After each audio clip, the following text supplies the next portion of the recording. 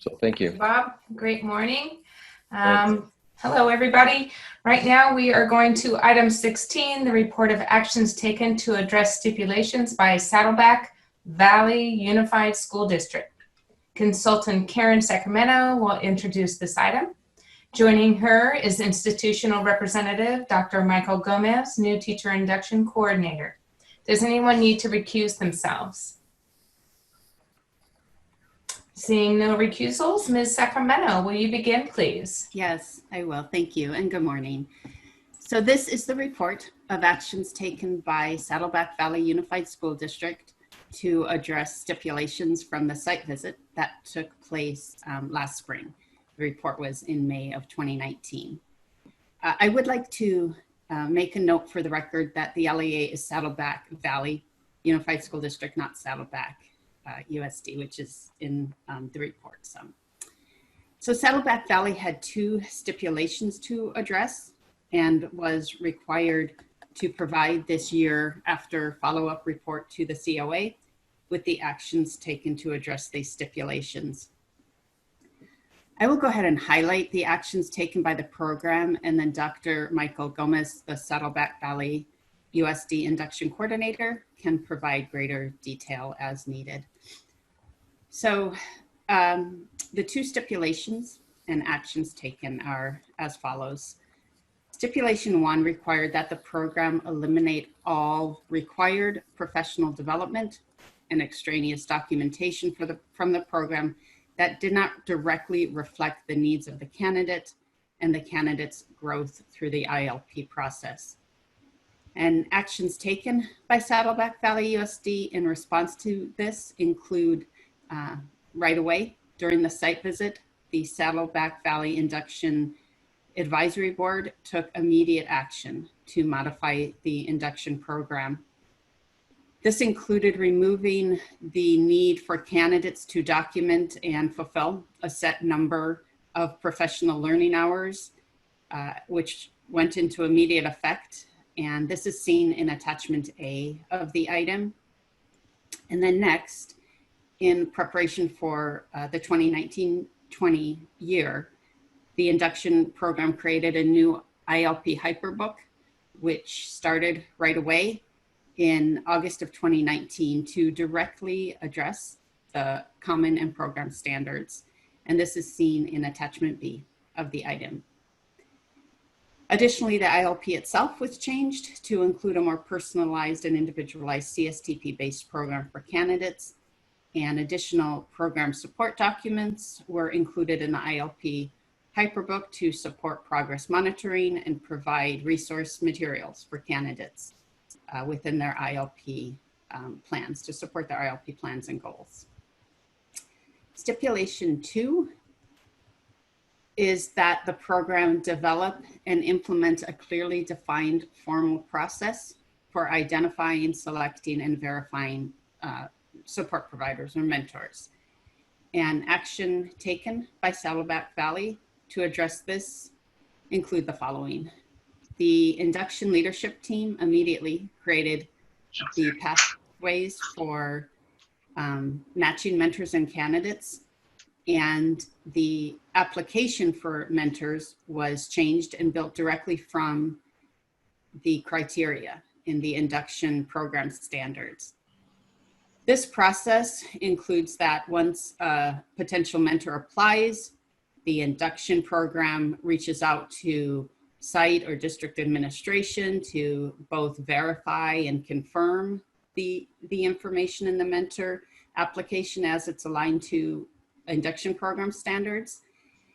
And then once the administrator confirmation happens, that's reviewed by the induction coordinator, and the induction mentor pairing is then further confirmed, and an official email is sent from the program. There's quite a bit of detail in this in attachments C, D, and E. So with these actions, I recommend that the stipulations for Saddleback Valley Unified School District be removed and the accreditation status be changed from accreditation with stipulations to accreditation. And I thank you for this consideration. Thank you, Ms. Sacramento, for your report. At this time, we invite the institutional representative, Mr. Gomez, to briefly comment about the report. Well, I thank the committee for this opportunity again to kind of self-reflect and for us to improve our program. So when I was with you last May in person, it was a great opportunity for us to kind of put a restart on our program, fix things that we wanted to, and just address some of those concerns. And we've done that. Our team has done really well at doing that. And so we appreciate the recommendation to remove those stipulations. Thank you, Mr. Gomez. Any questions or comments from the committee members?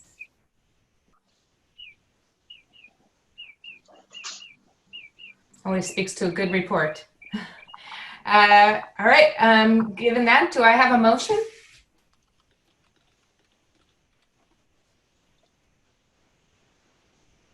Come on, team, you can do it. All right, Member Balatayo. I move that we accept the report and the recommendation of accreditation. Do I have a second? Member Alvarado. We will now do a roll call vote. In favor, say aye. Opposed, say no. Secretary, please call the names. Jose Luis Alvarado. Aye. Cynthia Amos. Aye. Jo Malene Balatayo. Aye. Kathy Krisha. Aye. Katrina Chakowski. Aye. Cheryl Forbes. Cheryl. Aye. Sorry. Robert Fraley. Aye. Michael Hillis. Aye. Martin Martinez. Aye. Anna Moore. Aye. Gerard Morrison. Aye. And Iris Ricks. Aye. All right, motion carries. Thank you, Dr. Gomez and Ms. Sacramento. Congratulations. Thank you. All right, moving right along to item 17, which is the accreditation report of the site visit team to Aspire Berkley Maynard Academy. Administrator Erin Sullivan will introduce this item.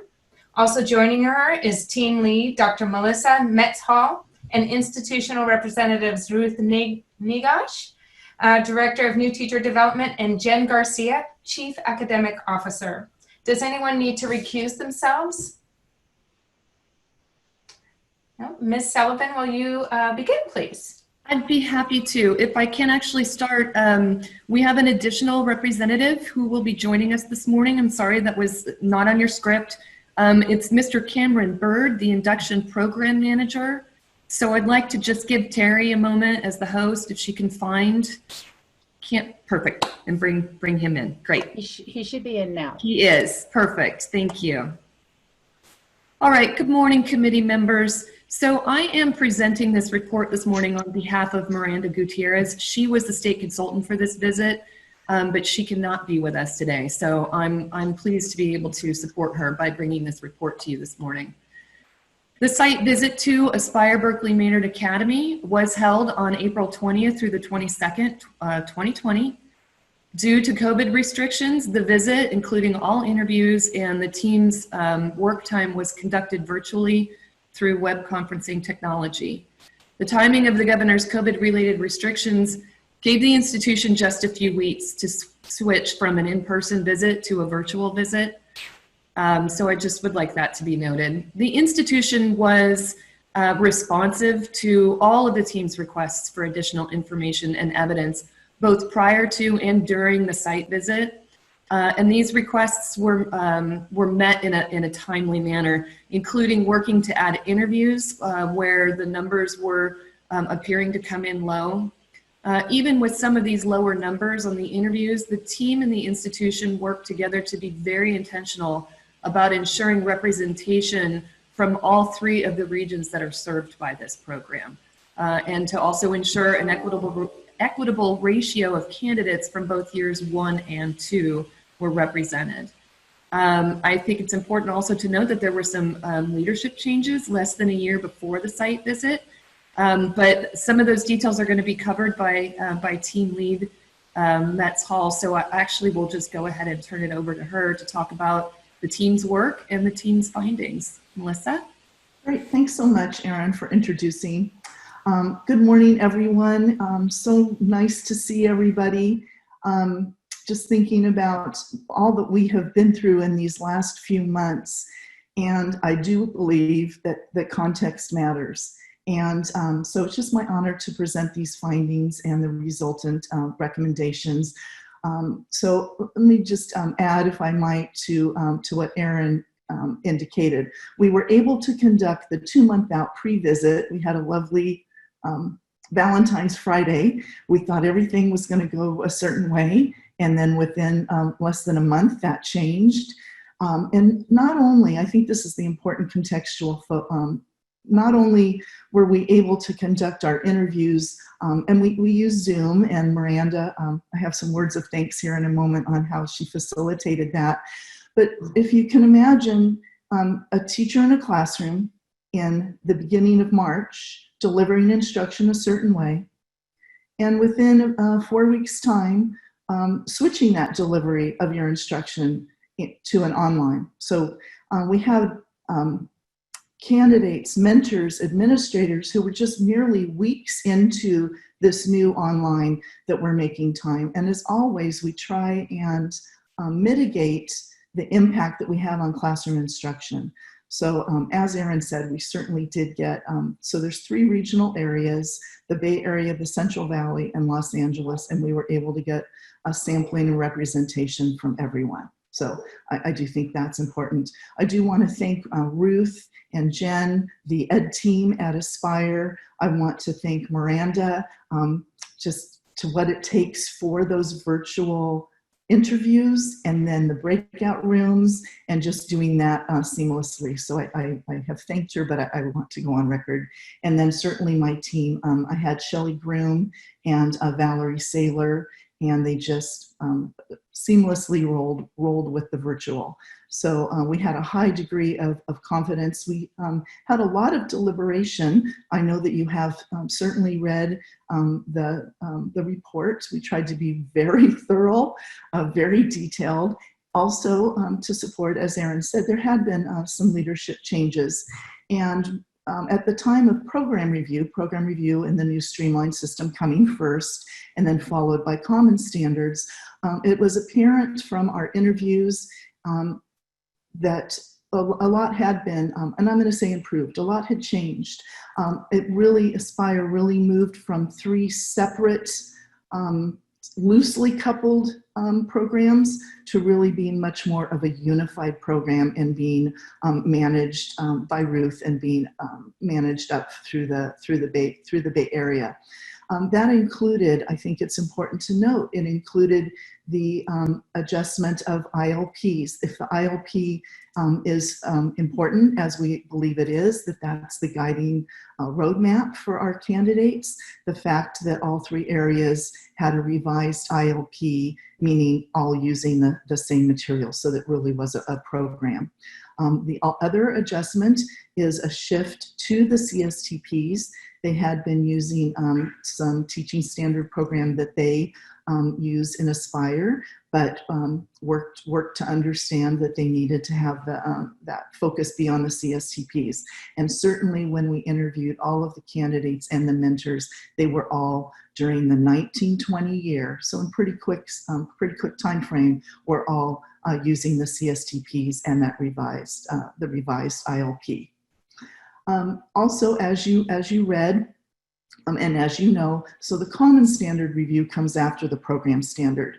And again, back to the context. So there had been, I'm going to believe in March or perhaps February, there had been advisory members that had been identified. And I see Ruth nodding there. There had been an advisory meeting that I believe had been scheduled for sometime in March, late March, I believe, and another one in May. Yet at the time of our visit, it had not taken place, and because of priorities of taking care of teachers and students and allowing those folks to get underway in their virtual. So we had, again, those advisory members, some that we were able to talk with.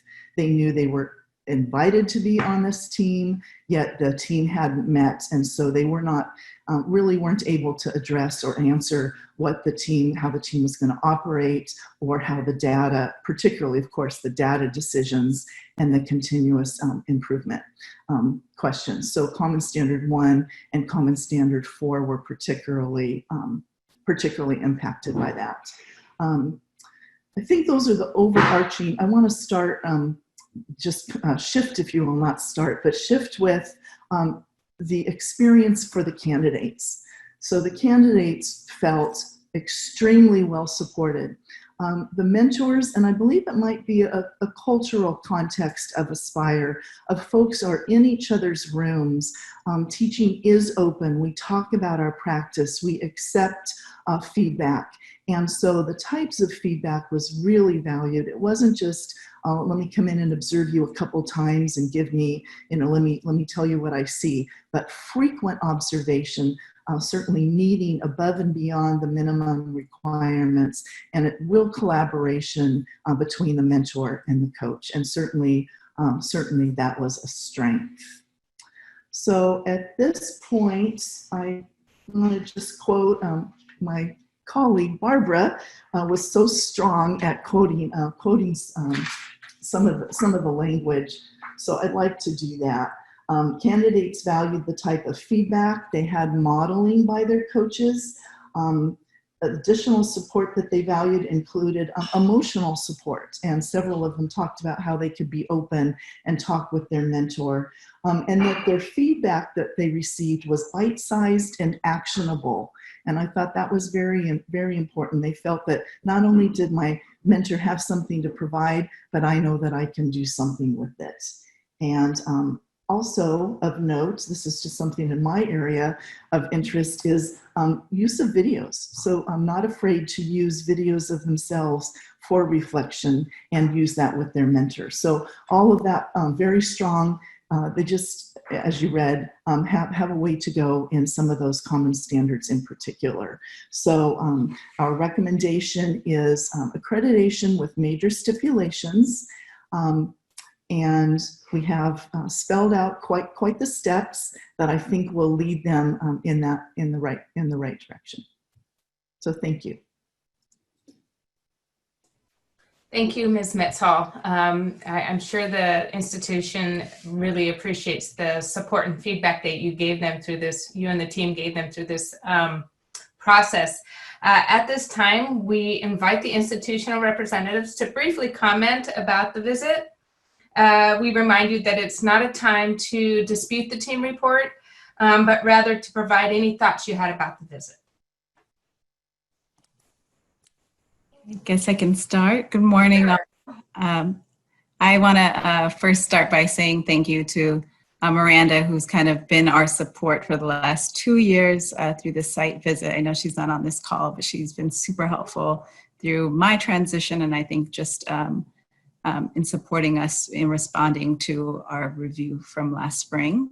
And then also thank you, Melissa, Sherry, and Valerie, those of you that were on the site visit team. I think your feedback through the review and even through our site visit is going to really help support us strengthen our program so that we can better support and develop our teachers. And I think also be really intentional about how we're cohesively working together as an organization to strengthen us and make us better. So we have gotten a chance this spring after our site visit to convene with various teams already. And so we're really excited for our advisory board to hit the ground running in July when we get back, and also working with our people's team to really make sure we're thinking about retention and looking at our data. And I've already been set to be put on the agenda for our data step backs. So really thinking about how we can look at data to continuously improve our program and support our teachers, and looking forward to getting full accreditation in the next year as well. Thank you, Ms. Nagash. Anyone else from the institution like to say something? Just briefly, I just want to enter in this space in gratitude We have really learned so much about ourselves and ways in which we should improve as a system.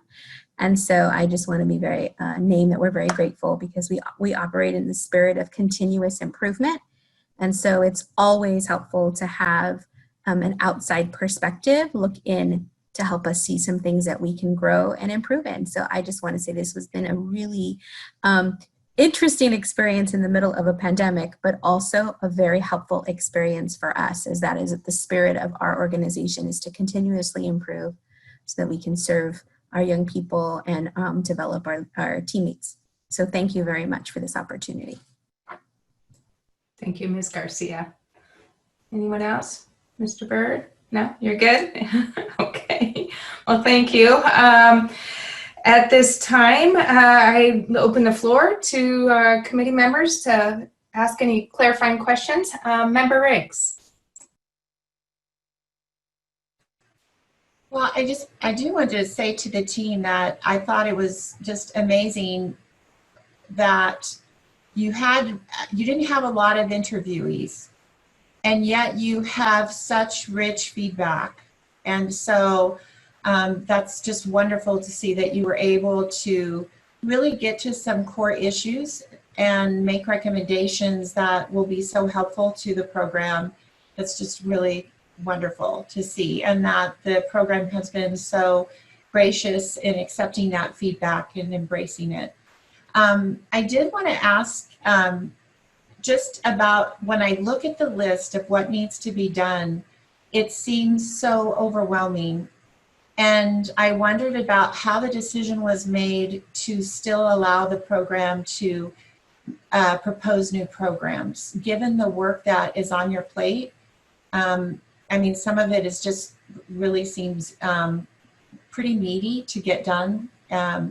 So I was curious about that. How did that come about? Well, if I may start, Dr. Riggs, I don't know that there's anything on their horizon. Of course, they'll answer that for you. But we and you know, toil is an okay word. It's not a negative word. I mean, we really toiled on the specificity so that it could be useful. So yes, there is quite a bit there. Again, it was a recommendation that as we went back and forth, we didn't believe it was going to be something that was upcoming. So maybe that's a point of consideration for you all as COA members, that it wouldn't be something that would be during this next year, that it would be something that would be after, but we felt that that was okay. But we did have quite a bit of conversation about it.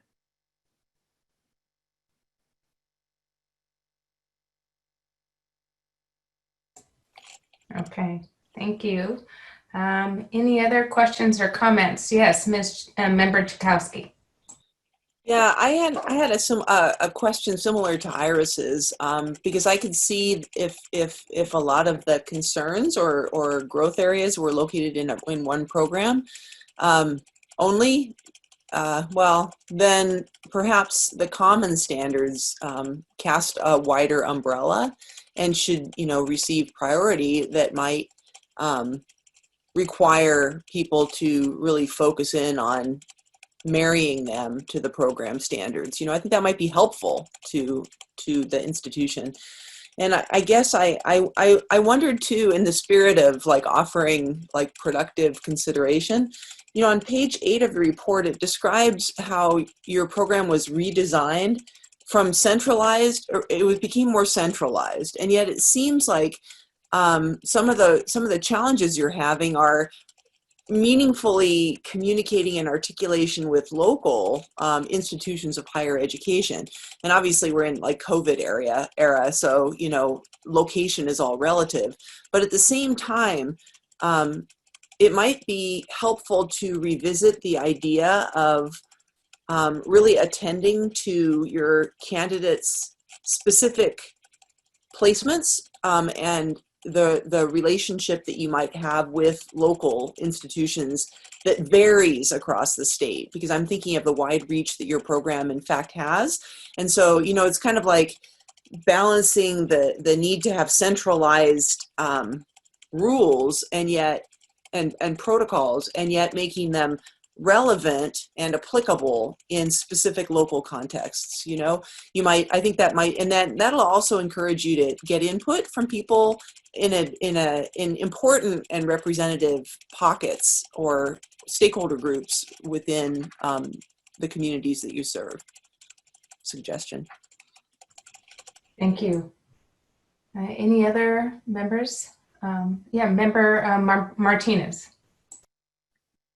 Thank you. I had a question just for the institution. I know Ms. Nagash kind of addressed it, and it kind of is aligned with the other questions from our members.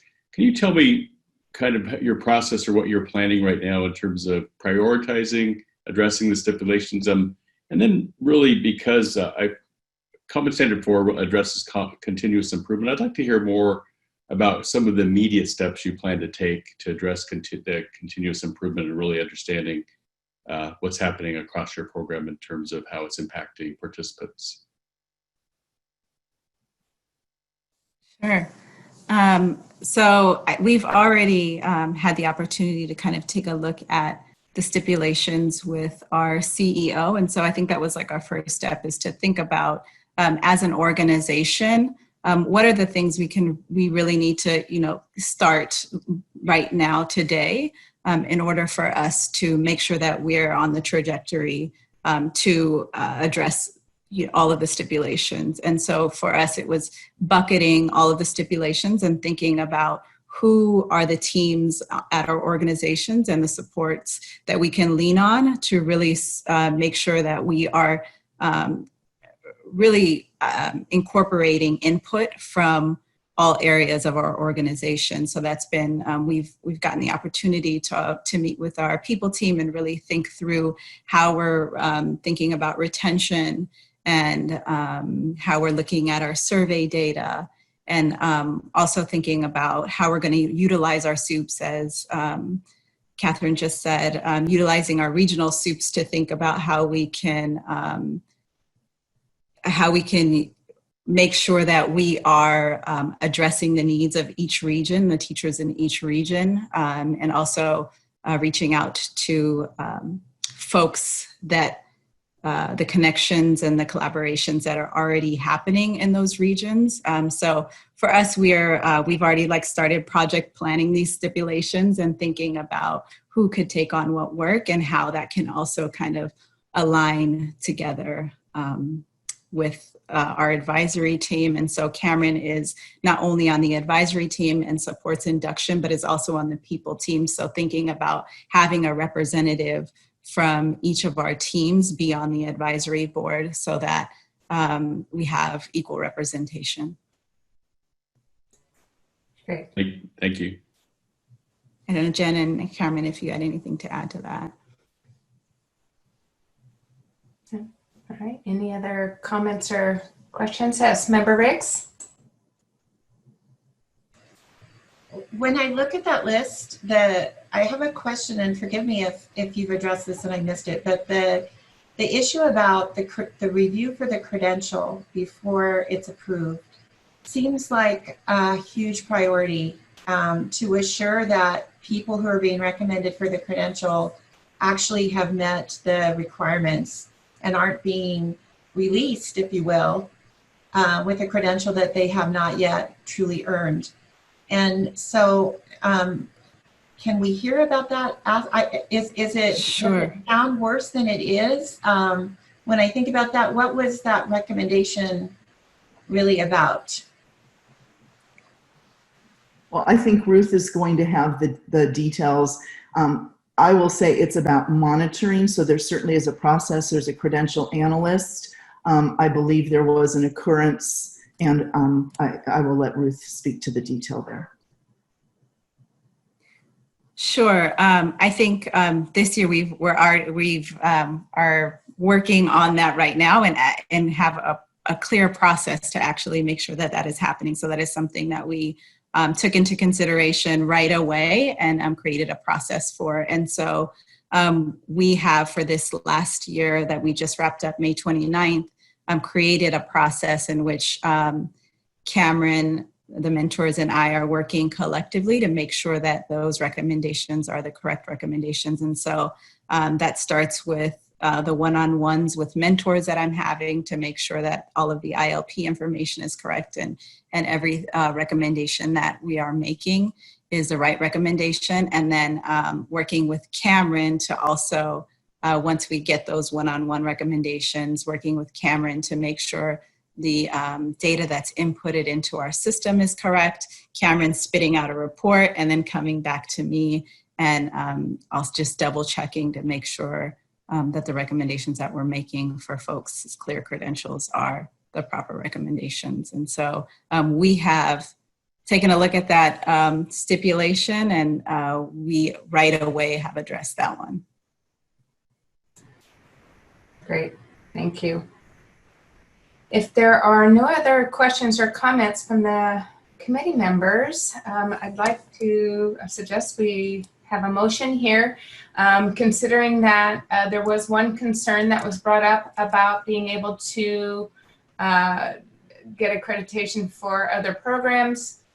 Also, we need to ask for, when do we want our reports? Do we want quarterly reports, 6 months, yearly reports? So we need to include that in the motion, correct, Ms. Hickey?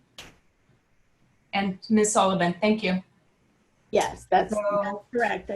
Anyone have a motion to accept the report with the friendly amendment of not being able to apply for any future programs, and that we would like quarterly reports? Number 9 of the recommendation is quarterly reports. So okay, great, thank you. I couldn't see that. Yes, Member Forbes. Unmute. Sorry, I had the wrong one. I move that we accept the recommendation of the team for accreditation with major stipulations, adding an additional stipulation, which would be number 11, that the institution not be allowed to propose new programs until the stipulations are removed. And do I have a second? Member Martinez, second. We will now do a roll call vote. In favor, say aye. Opposed, say no. Secretary, please call the names. Jose Luis Alvarado. Aye. Cynthia Amos. Aye. Jomeline Bolatayo. Aye. Kathy Krisha. Aye. Katrine Chakowski. Aye. Cheryl Forbes. Aye. Robert Fraley. Aye. Michael Hillis. Aye. Martin Martinez. Aye. Anna Moore. Aye. Gerard Morrison.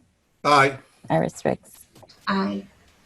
Terrific. Motion carries. Thank you, everybody, for your hard work. Thank you, Ms. Metzall, Ms. Nehash, Ms. Garcia, Ms. Sullivan, and Mr. Bird. Thank you. All right. Have a great day. Thank you. All right. That moves us into item 18.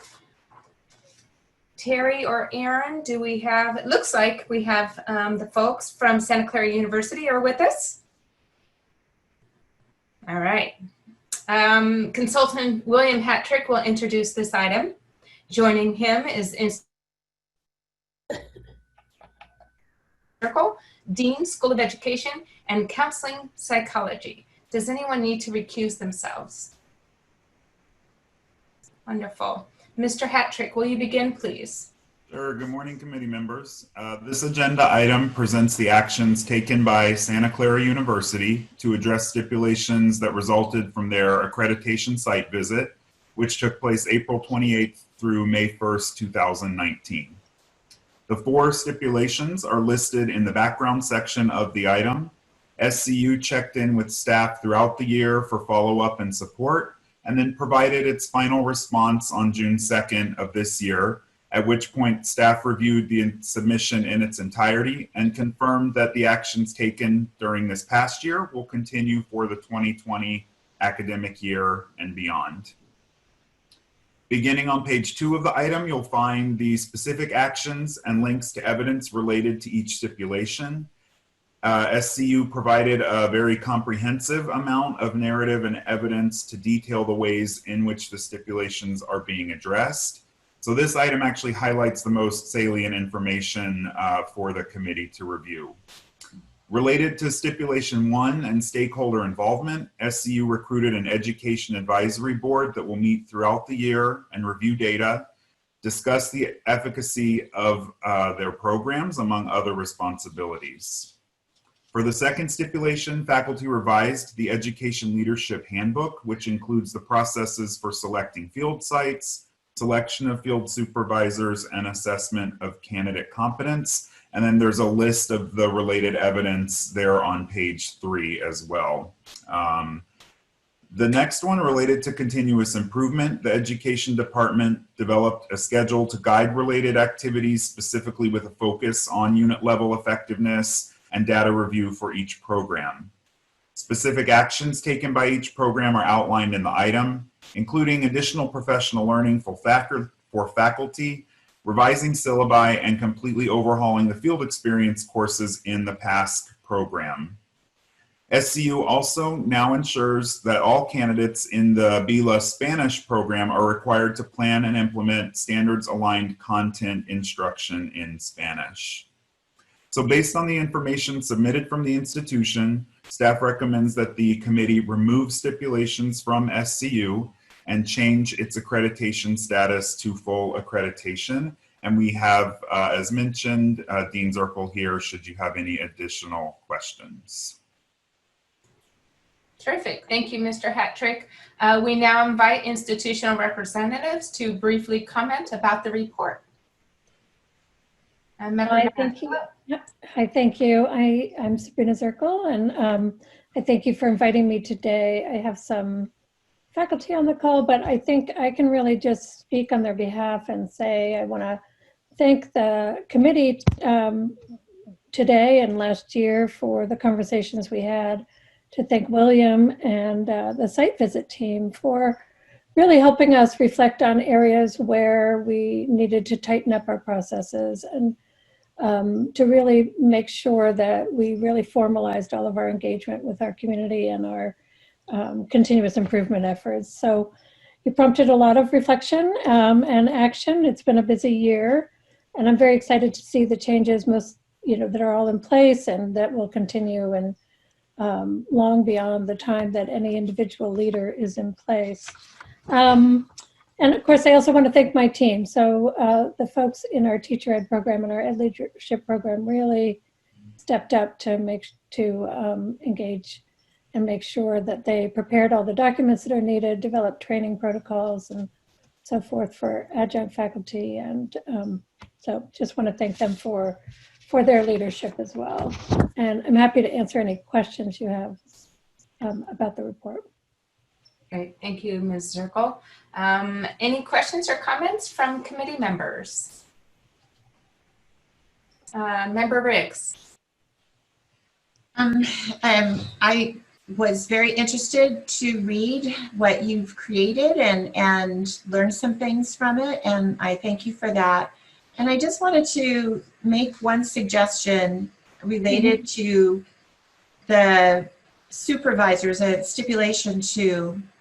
I noticed that the evaluation forms for both the supervisors and the site supervisors had open-ended questions for people to use. And I think that those are great, but you may want to also consider having some kind of numerical rating so that you could analyze your data more easily than going through the qualitative feedback that's been given as you look, as you want to try to see those changes. It's going to take quite a bit of work for someone to interpret the feedback as it is, although it's very, very helpful to the supervisors themselves. At the program level, you may want to have some ratings that you add to those forms. Yeah, thank you. That's really a great suggestion. Thank you. All right, thank you, Member Riggs. Member Forbes.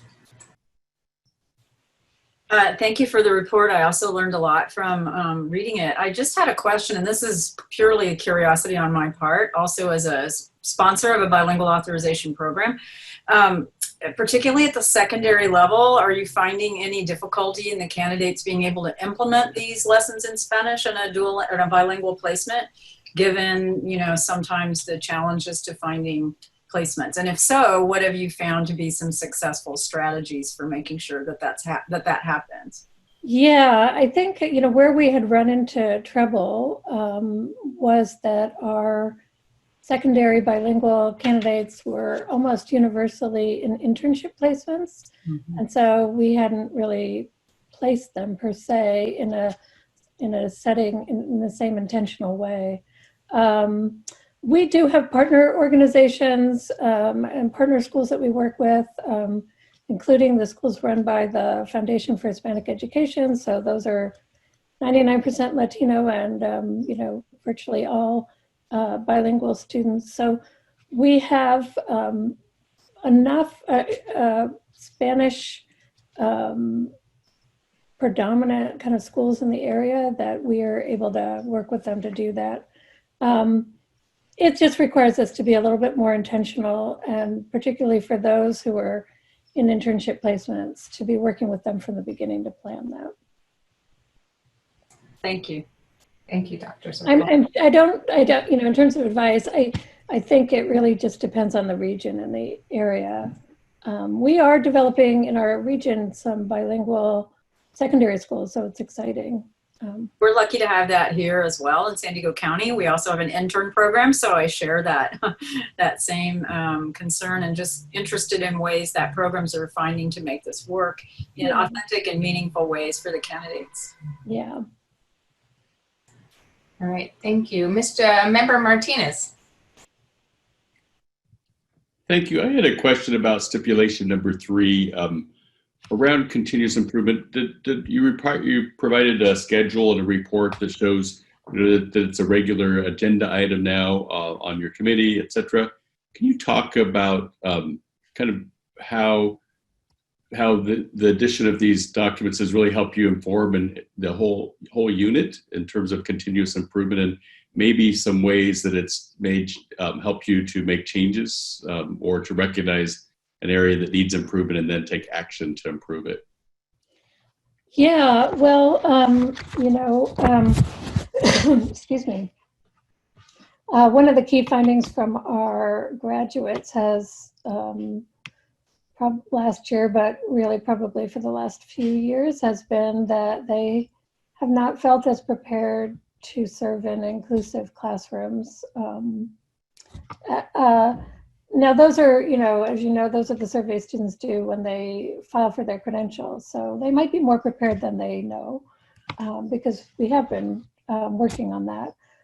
But we really did a deep dive this year with 2 professionals who are, experts on thinking about inclusive classrooms, speaking to faculty, talking them through it, really walking them through universal design.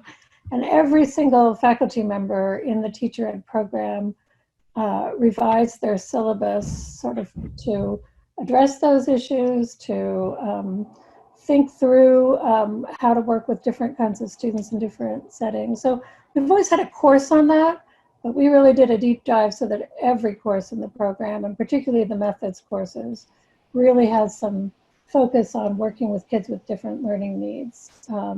So beginning, with our cohort that just began last week, which is our main teacher ed cohort, all of our courses have that thread. So that's one example. And then we met with our advisory board last month, and they had some great ideas to help us think about how to move our technology for teachers course forward in the modern kind of COVID world. And our faculty were already thinking about it, but the feedback from them was really helpful. So, we've always felt like we engaged in these questions, but I have to say it does feel better to do it in this much more intentional way. Thank you. Yeah. Great, thank you.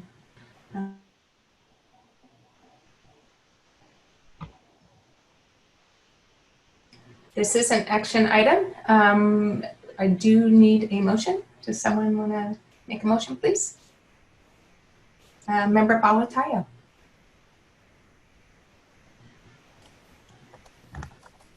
I move that we remove the stipulations from Santa Clara University and change its accreditation status from accredited with stipulations to accreditation. And do I have a second? A second by member co-chair Frelly. We will now do a roll call vote. In favor say aye, opposed say no. Secretary, please call the names. Jose Luis Alvarado. Aye. Cynthia Amos. Aye. Jomaline Belatayo. Aye. Kathy Grisha. Aye. Katrina Chakowski. Aye. Cheryl Forbes. Aye. Robert Fraley. Aye. Michael Hillis. Martin Martinez. Aye. Anna Moore. Aye. Gerard Morrison. Aye. Iris Riggs. Aye. Terrific. Motion carries. Congratulations, Dr. Zirkle. And thank you, everybody. All right. Well, Okay. That takes us up. Our next time certain is 1 o'clock. I'm going to suggest that we take a 30-minute lunch break, if that's okay with you. Is awesome. I agree. We can go ahead and reconvene the June 25th, 2020 Committee on Accreditation meeting. We zoomed through literally some of our morning time certains. And at this time, we will start with item 7. And we'll just march through until we get to our 1 o'clock time certain, which was item 19. So item 7 is the report of program status changes. This item is divided into 2 parts. Part 1 includes items for action by the COA, which include requests to withdraw, requests to reactivate inactive programs, and or requests to add a new content area to an existing program. Part 2 provides information on programs that have transitioned to revised program standards and programs that have elected to change to inactive status. These items are for notification only and require no action by the COA. Section A, program withdrawals. Section A is for action. There are 8 program sponsors withdrawing 12 programs. Members, please look at the list now and tell us whether there are any recusals on any of the items. Jose Luis. Jose Luis, recusal for? Cal State LA.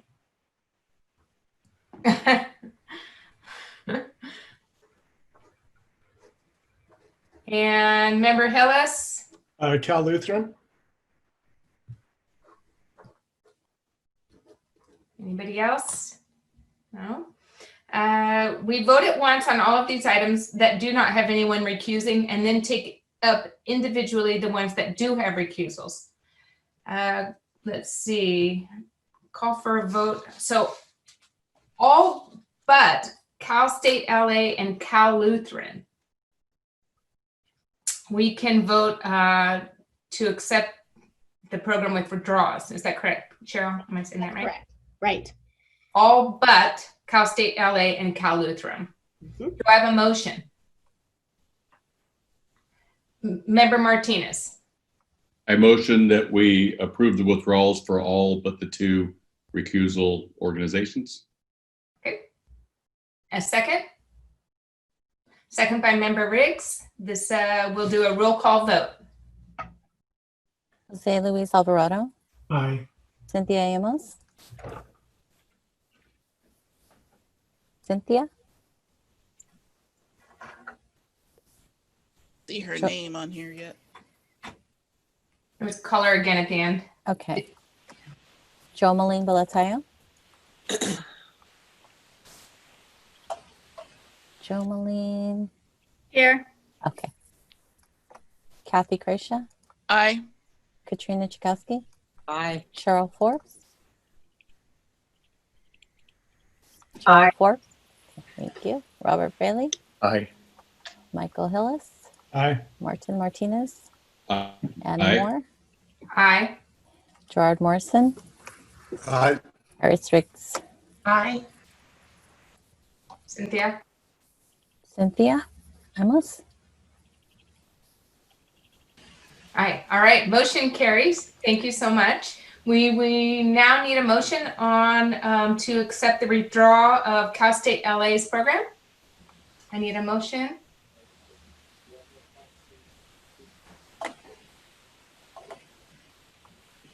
Member Frelly, Co-Chair Frelly. I move to accept the removal of the withdrawal of Cal State LA's program. And a second by Member Chakowski. We will do a roll call vote. Cynthia Amos. Jomeline Belatayo. Aye. Katrina Chakowski. Aye. Cheryl Forbes. Aye. Robert Fraley. Aye. Michael Hillis. Aye. Martin Martinez. Aye. Anna Moore. Aye. Gerard Morrison. Aye. Iris Ricks. Aye. Kathy Croatia, aye. Kathy Gracia. Sorry about that, Kathy. No worries. Motion carries. And we need one more motion for Cal Lutheran. Member Martinez? I move that we accept the withdrawal for Cal Lutheran, Cal Lutheran. Sorry. The program of Cal Lutheran. Yes. I don't have that list in front of me. It's Cal Lutheran University's autism spectrum disorder. great. Thank you. And a second by Member Forbes. Roll call vote, please. Say Luis Alvarado. Clear, there's two, they have two programs. The Clear Gen Ed program induction is also. Great. Thank you, Cheryl. I'll add that to my motion. Thank you, Member Martinez. Jose Luis Alvarado. Aye. Cynthia Amos. Jomeline Belatayo. Aye. Kathy Gracia. Aye. Katrina Chakowski. Aye. Cheryl Forbes. Aye. Robert Fraley. Aye. Martin Martinez. Aye. Anna Moore. Aye. Gerard Morrison. Aye. Iris Ricks. Aye.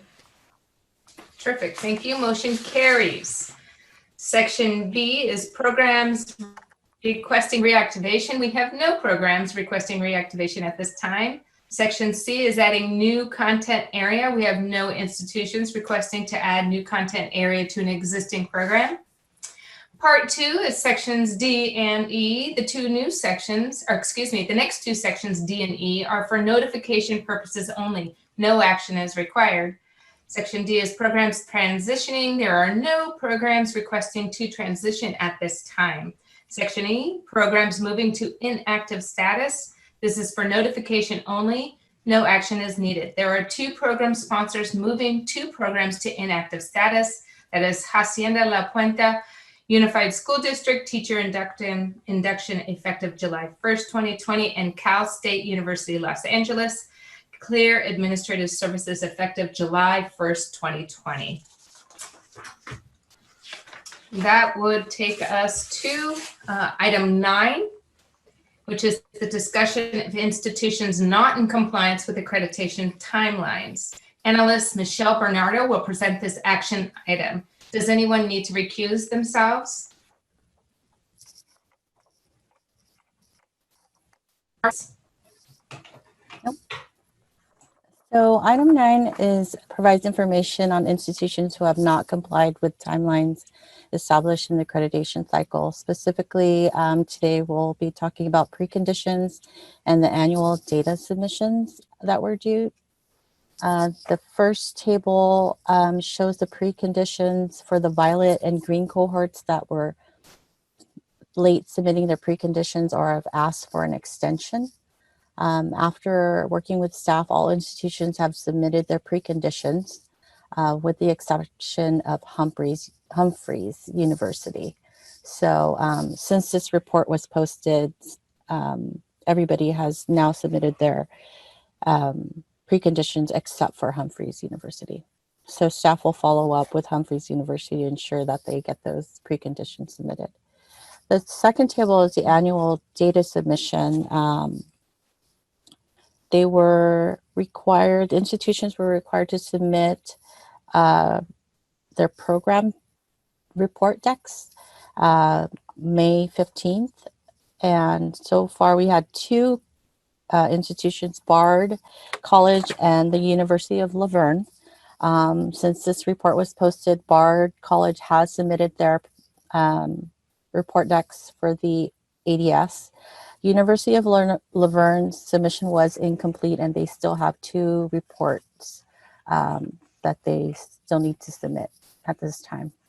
So again, staff will continue to work with the institutions to get those in. Cheyenne and ERA have been in contact with them to get their reports in. And Are there any questions about these reports?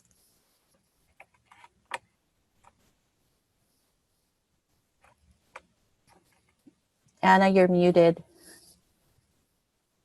Thank you, Ms. Bernardo. You're welcome. We don't need to take action unless the COA wishes to. Are we okay moving forward? Okay. All right. Thank you, Ms. Bernardo. All right. That would take us to item 11. I believe we have enough time before 1 o'clock to talk about this item. Are we okay with that, Ms. Hickey? All right.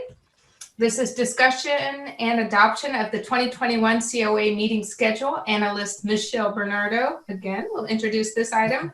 Ms. Bernardo, will you begin, please? Sure. So I believe in the May meeting, this item was up for discussion. And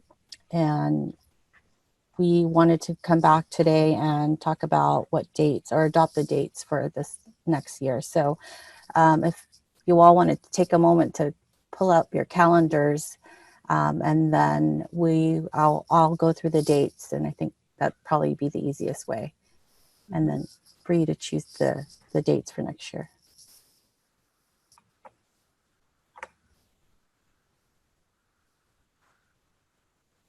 Everybody ready? Great. Okay. So we're going to start with February. The proposed dates are January 28th and 29th, and February 4th and 5th, which those are Thursday and Fridays. Does anyone want to propose a date, select a date?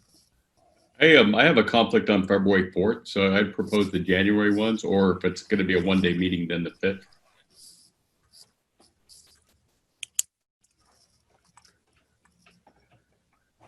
I was just going to say it's hard to know whether it's a one-day meeting at this point in time or not, but it is early in the accreditation season. So we'll probably have a couple of site visits from the fall report then. So it's conceivable it could be a one-day meeting. Well, right now, why don't I propose the January then, the 2 days Okay. in January? Sounds good.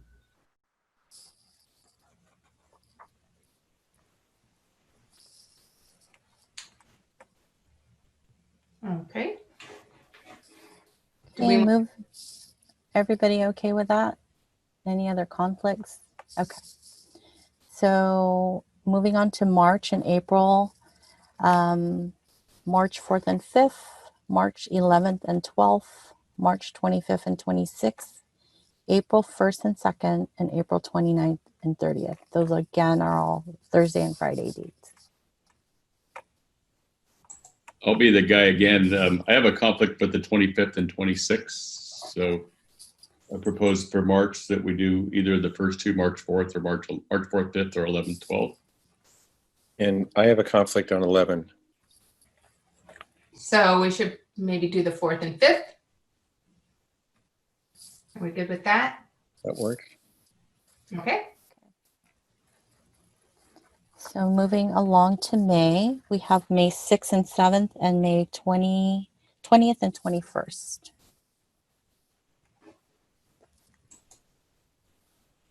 Again, it'll be me starting. I propose the 6th and 7th. I have a conflict on the 21st.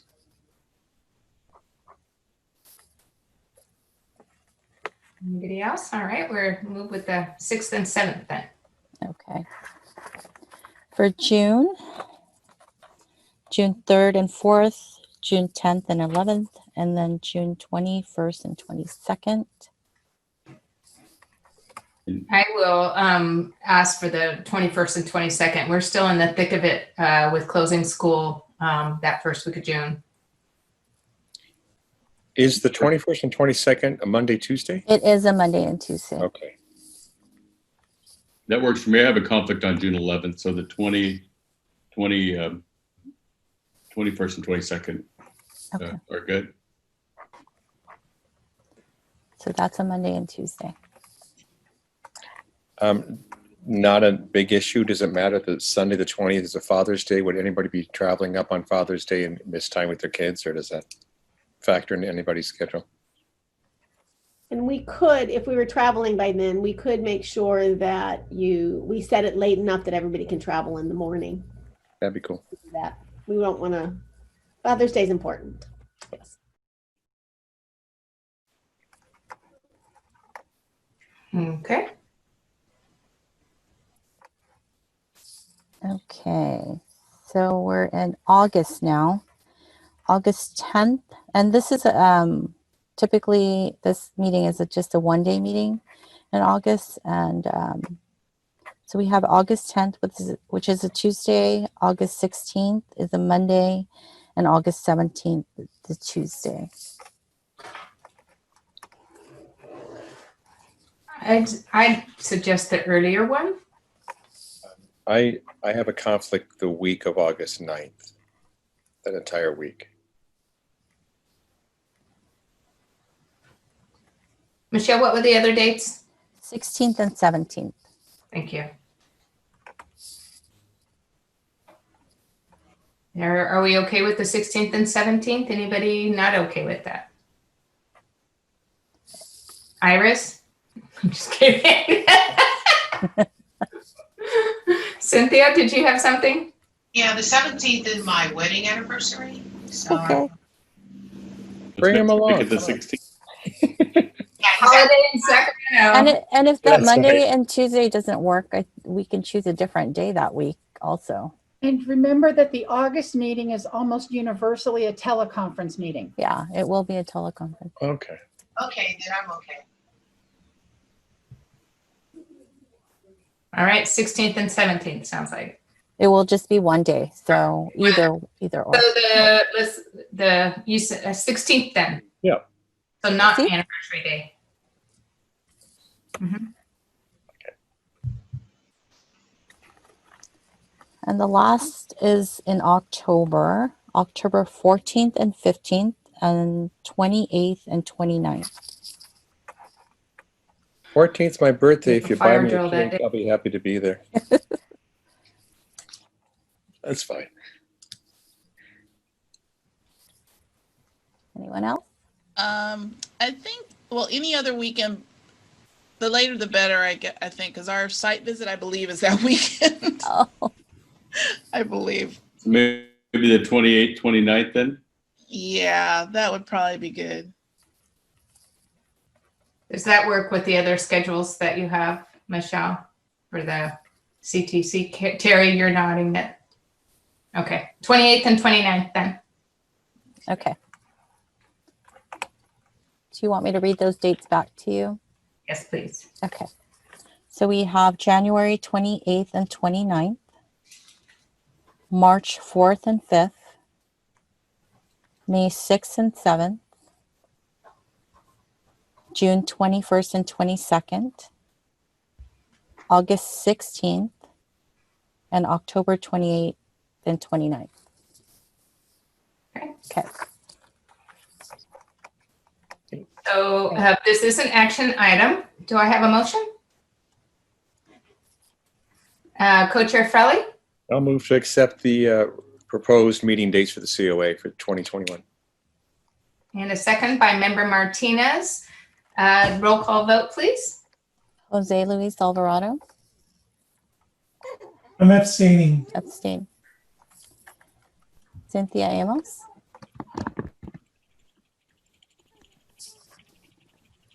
Cynthia? Aye. Oh, great. Jomeline Belatayo. Aye. Kathy Krisha. Aye. Katrina Chakowski. Aye. Cheryl Forbes. Aye. Robert Fraley. Aye. Michael Hillis. Aye. Martin Martinez. Aye. Anna Moore. Aye. Gerard Morrison. Iris Riggs.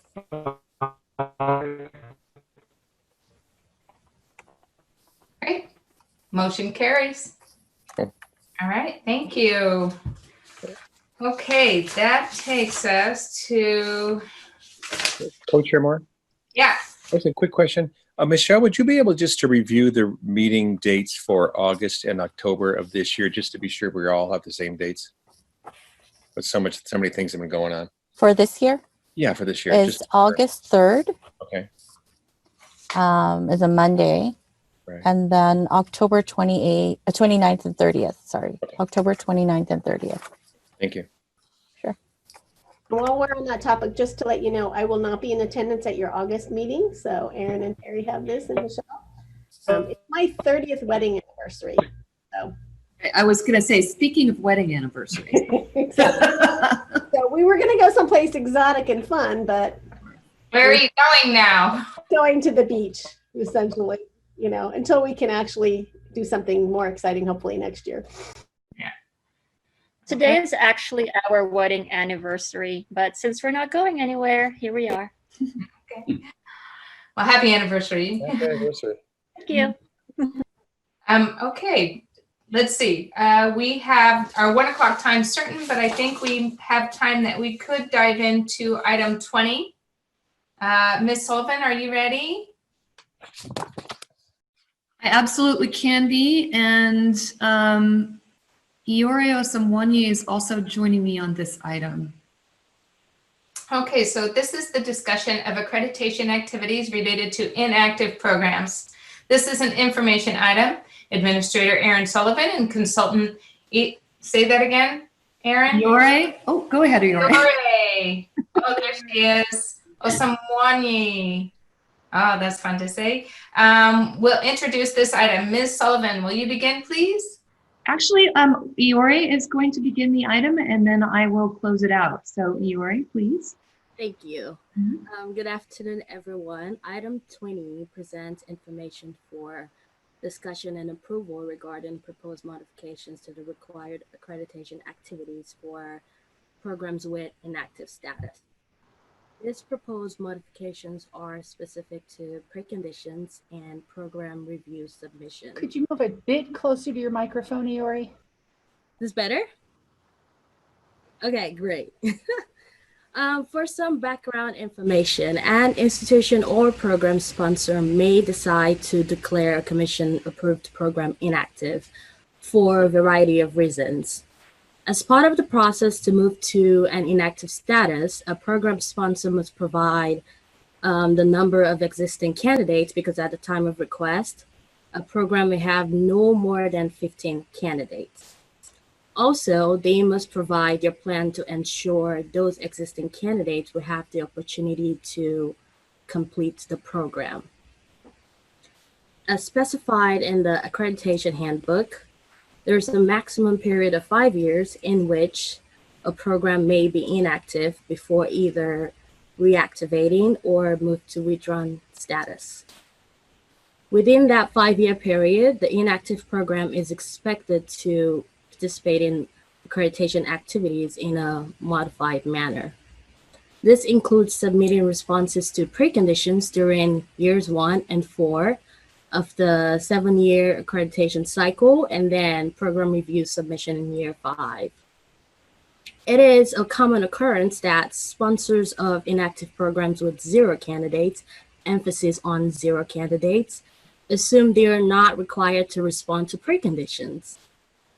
As a result, commission staff spend a substantial amount of time in contacting inactive program sponsors who do not submit preconditions. And then even more time is spent on reviewing preconditions for the inactive programs once they have been submitted. For each inactive program preconditions, there are general preconditions to be read, because each institution must respond to the general preconditions and applicable program-specific preconditions. Staff is currently reviewing both active and inactive preconditions for 64 institutions in the green and violet cohorts. And they sum up to 768 general preconditions and 1,247 program-specific preconditions. These numbers were even higher during last year's staff review of preconditions.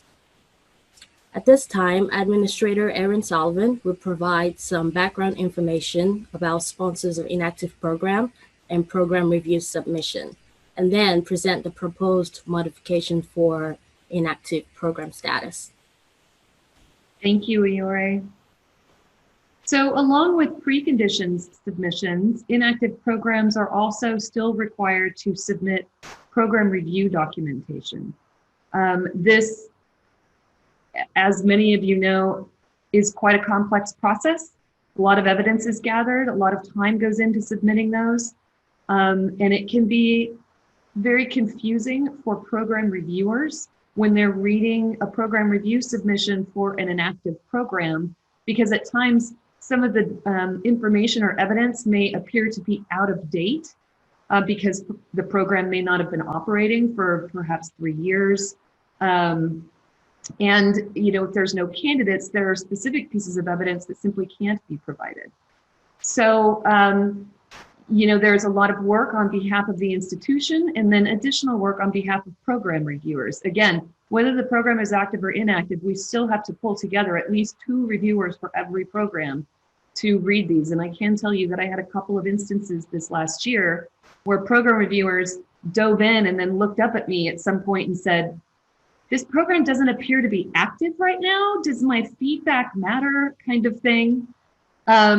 So what staff is proposing, and I'll cover this for both preconditions and program review. For preconditions for inactive programs, staff is proposing that perhaps we not ask institutions to submit preconditions for inactive programs. And these would be specifically those inactive programs that have no candidates in them. When candidates request to change a program status from inactive to active, so when they reactivate, a variety of information has to be provided to us. Preconditions are one of those things. So we would still be able to capture the important information in preconditions at the time the program requests to go to reactivate. Similarly, for program review, staff can at any time request that an inactive program provide us the information that we require, especially at the time of reactivation. And we have a number of, depending on the time of year that happens and where the program is in their cycle related to their accreditation visit, we have a number of ways of requesting that information, focusing in on specific information that's most relevant and most important, and asking for that, and then getting that information reviewed prior to a site visit, or perhaps if they push that reactivation right up into the point of their site visit, we can do a full program review at the site visit with all of the course matrices and all of the relevant information. Now, this is not a great large number of programs. For instance, we had 3 inactive programs last year in Violet cohort. I'm sorry, last year was red. We had 3 inactive programs last year in red cohort.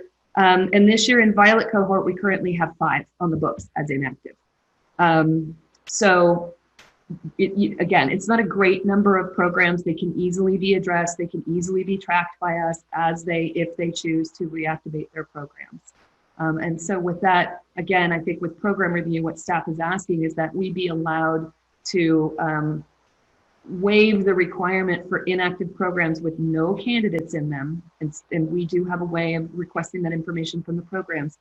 Waive the requirement for program review as well as preconditions for those programs that are inactive. I think it would decrease some of the workload on the institutions, and certainly it would decrease some of the workload on both staff and volunteers. And it does seem to make sense if the program is not operating with candidates, we can just take that break until they reactivate.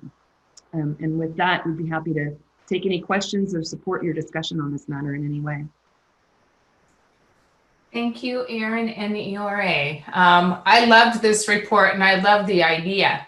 As soon as I read it, I'm like, this makes a lot of sense. No reason to review things that aren't pertinent and inactive.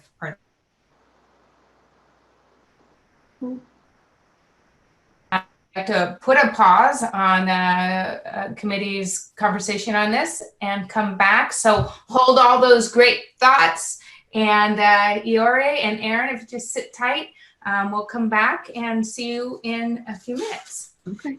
Okay, thank you. Mm-hmm. And so item 19 is the report of the accreditation site visit to Fremont Unified School District. Are they ready?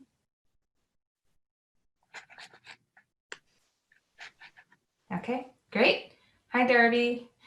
All right, Consultant Bob Locks will introduce this item. Looking for Bob. Great. And Team Lead Darby Williams and Institutional Representatives Christina Najarro, Induction Manager, Heidi Beck, Induction Manager, and Dr. Christy Roca, Director. Does anyone need to recuse themselves? All right, Mr. Locks, will you begin, please? Certainly. Fremont Unified School District's site visit was originally scheduled for March 16th, but due to what was happening in March, Fremont and the site visit team both decided that postponing the visit was the most prudent thing to do at the time.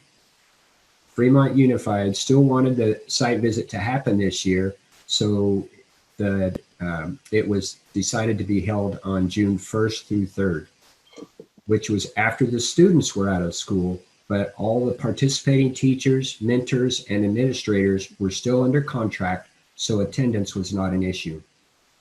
The visit was held via Fremont's video platform, and while there were a few minor technological issues, the team felt that we were able to get an accurate reading of Fremont's program and feel confident that this report accurately represents what we found during the visit. I will now turn it over to Darby Williams, who is the team lead for the visit. Darby? Good afternoon, everyone. Yeah, it was my pleasure to lead the team, and it was an interesting experience. One of my first experiences leading a virtual visit, but we had benefited from the 2-month out pre-visit. Bob and I were able to visit the site in January, which was a huge help when we moved to the virtual format. I want to just do a real quick thank you to Bob. The team benefited from his very capable oversight. And I also want to thank Christina and Heidi. They had quite a job to do to make sure all the interviews were on time and that the technology worked. A couple things that really impressed us about this, about the program, was the support the program has within the district. The interim superintendent and his team are very supportive, and I think they value teacher induction when they see it as meeting the goals of the district. And another thing impressed us was the very collaborative nature of the program. And the leaders network not only within their district, but without, including their IHE partners. As one interviewee says, there are thought partners, and we like that word, thought partners. Across all stakeholders, there was overwhelming appreciation for the personal, individualized attention and availability and dedication on the part of the induction program specialists, the leaders of the program. As one person said, people really matter. Program leaders provide instant help. And of course, the whole reason we're involved in all this is the candidates. And the candidates felt very positive about the program. They said that the program had helped them learn to reflect, which was something they were going to need all through their careers. So we really were in total agreement that both program and common standards had been met, which is why we recommend the program be accredited. Thank you. Thank you, Ms. Williams and Mr. Locks. We now invite the institutional representatives to briefly comment about the visit. We remind you that this is not a time to dispute the team report, not that you'd want to, but rather to provide any thoughts you had about the visit. Hi, good afternoon, everybody. I almost said good morning. That tells you it's summertime, huh? Thank you to Bob and to Darby. It was just a wonderful experience having, working with you and being able to meet you in January. We love our induction program, and it was really touching to hear the things that you guys shared with us, that all of our stakeholders shared with you during the interviews. So it was just a wonderful experience, and I just wanted to thank you all for everything that you did and for hanging in there, especially during that first day with some of those technical difficulties. So it was wonderful. So thanks so much to both of you. Great, thank you. Anybody else want to make a comment from the institution? No? Okay. All right. Any questions or comments from the committee?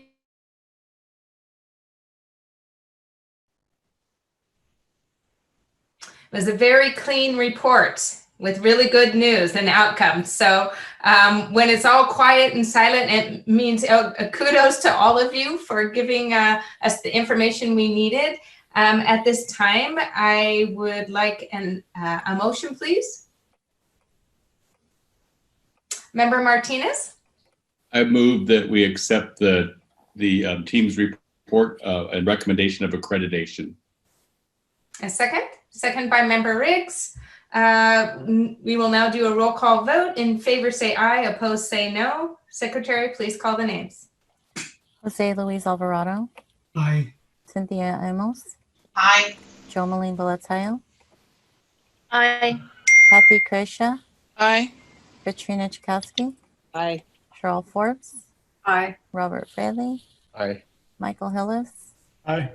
Martin Martinez. Aye. Anna Moore. Aye. Gerard Morrison. Aye. Iris Riggs. Aye. All right, motion carries. Congratulations. Yay. Good job. Well done. Ms. Beck, did you want to say something? Thank you. Yeah, somehow I was in a different view. I wasn't in the ability to do the talking. So thank you. I just would like to say thank you for everyone's patience. I think we had a couple technical difficulties. Trying to do a virtual site visit was not something any of us anticipated. And, you know, as prepared as we were, there were still a few glitches, and we really appreciated the team's patience with us and their willingness to work with us to get it done. And I felt like we were very fortunate to get the team that we got. So thank you. All right, thank you, and congratulations. And yeah, have a great summer. You know that this is behind you. All right, take care. Thank you. You too. Okay, are we ready for item 22? It looks like we might be. Cheryl? Yeah? Okay. Yes, I see Mr. Christopher Koch, and I can never figure out how to pronounce your name. How do you pronounce your last name again? Cook. It's Cook. Thank you. Yeah. It's a lifetime problem. Sorry about that. No, it's no worries at all. So we have the president of CAEP with us today for this discussion. Great, and so we'll move on to item 22 and ERA, and Aaron, we will come back to you. Don't you worry. This is the discussion of the CAEP CTC Standards Crosswalk. Administrator Cheryl Hickey will introduce this item. We've also been joined by Christopher Cook, President. Thank you, Mr. Cook, for joining us today. Ms. Hickey, Sure. will you begin, please? Yeah, certainly. And Christopher, if you could say thank you to Melina Monaco, who's been working with us from CAEP. She's been really wonderful to have that connection with her. She's attended a couple of our site visits here, so it's been very nice to have her see it in action here. So this is a crosswalk that Melina presented us with back in February before the pandemic hit, and we had to really get back to it. It's a draft of a document that CAEP uses to show reviewers where the alignment is with our standards and where it is not. We have a similar document that you all adopted at some point in time, I think last year, the year before. But this document goes into a little bit more detail from the other perspective. So what we wanted to do today, this is a draft. We wanted to present it to you, and we know that you're not all familiar with the CAEP standards, but you can help us think through whether we want to make any changes or suggest any changes to CAEP on this alignment matrix. and they will take that information back. And Melina has assured us that they will continue to work with us.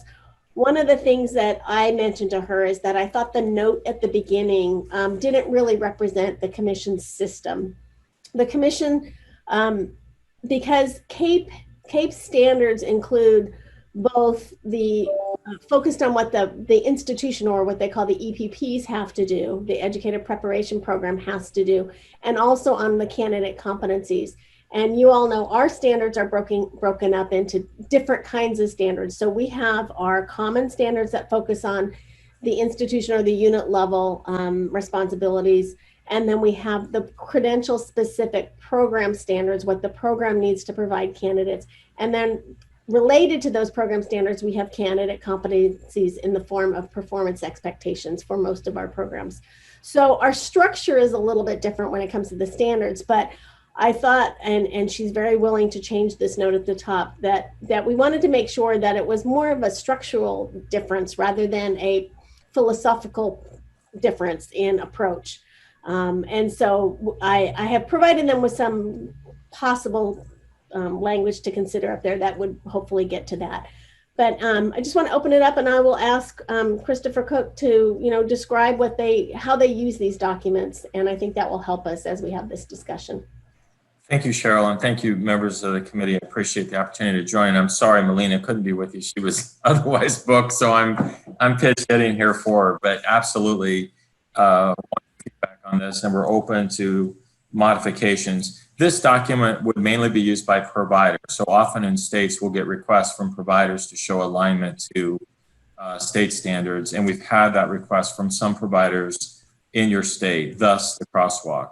So it would be something that we'd make available to providers. We'd hope that the state would as well. And that's really our intention and how we see its use.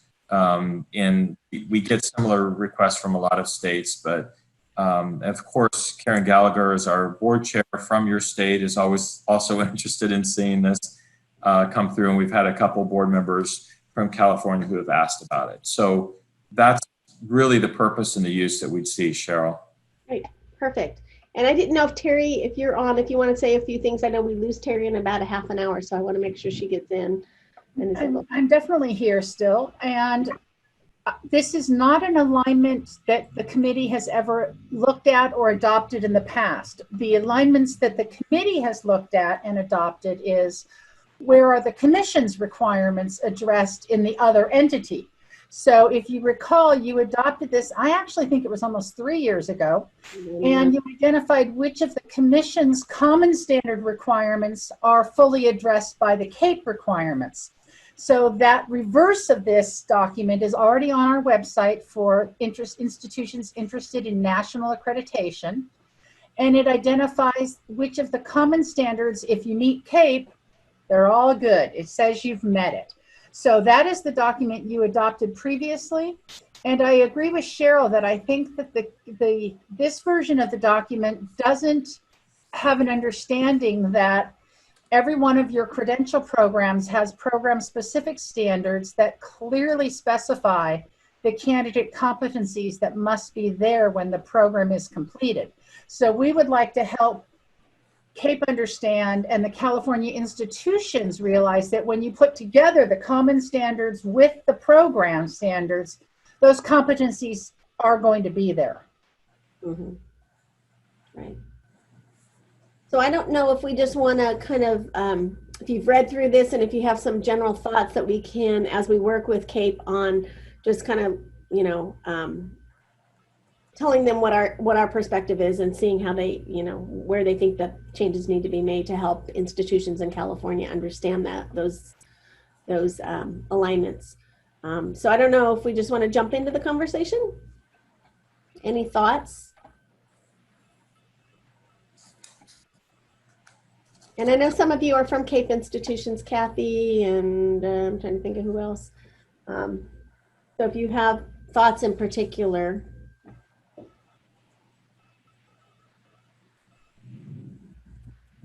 Okay, I'm unmuted now, I think. Great. Great. So, Denver, Colorado, did you have a comment? Oh. Kathy was first. I can be second. sorry. Oh, okay, that's all right. My thoughts is that, basically echoing that there was a difference between the structure and then the philosophy. I think that making sure that, as you said before, that we address or that it's pretty obvious of where we're trying to go with the philosophy, and that it is, really as a difference of the structure or how we put things together in California versus how CAEP did it. So those were like, when I looked through the things, that kind of struck me, because at first it would seem as if there's a difference in philosophy, but that's not true. I think there's just a difference in the structure. Okay. Member Alvarado. So I know that this has been a sort of a controversial topic, and that's CAEP standard 3.2. Particularly as it relates to the use of norm reference standardized assessments as one of the criteria. And given that at the same time we're looking to try to diversify the teaching force, and understanding that norm reference standardized assessments are discriminatory against candidates of color, the state doesn't require that. We have alternate routes to get to meeting the standards, but CAEP is still pretty clear in saying that it's top 50% on state or national norm reference tests. Are there discussions in looking to change that, given how it disproportionately impacts students of color? So yeah, keep in mind that standard, which was often misunderstood as an admission standard, is not. So it's more to identify areas that candidates might need to bolster their skills in if they're going through the program. So many of our institutions, we've now had over 300 that have gone through the process, have used this to identify areas where candidates need support, and they're getting support that they otherwise wouldn't be getting in their preparation programs. So, counter to finding it to be discriminatory, we're actually finding it's leading to support for candidates otherwise might not be getting it. However, to answer your question, we are looking at the standards, all of them right now, in a streamlining effort. This particular standard is being addressed tomorrow with a task force that's looking at are there additional flexibilities that could be provided in it. It currently does allow for substantially equivalent alternatives, even within the standard currently. We do have a number of states, for example, that have state assessments that they've used and are using in that process. So it is something that CAEP's continuing to look at and answer directly to your concern about it. But I wanted to share that we are finding, and we're hearing even from some of our HBCUs that have gone through and been accredited, and that it's helpful in identifying deficiencies that are being addressed in a remedial way through their candidacy.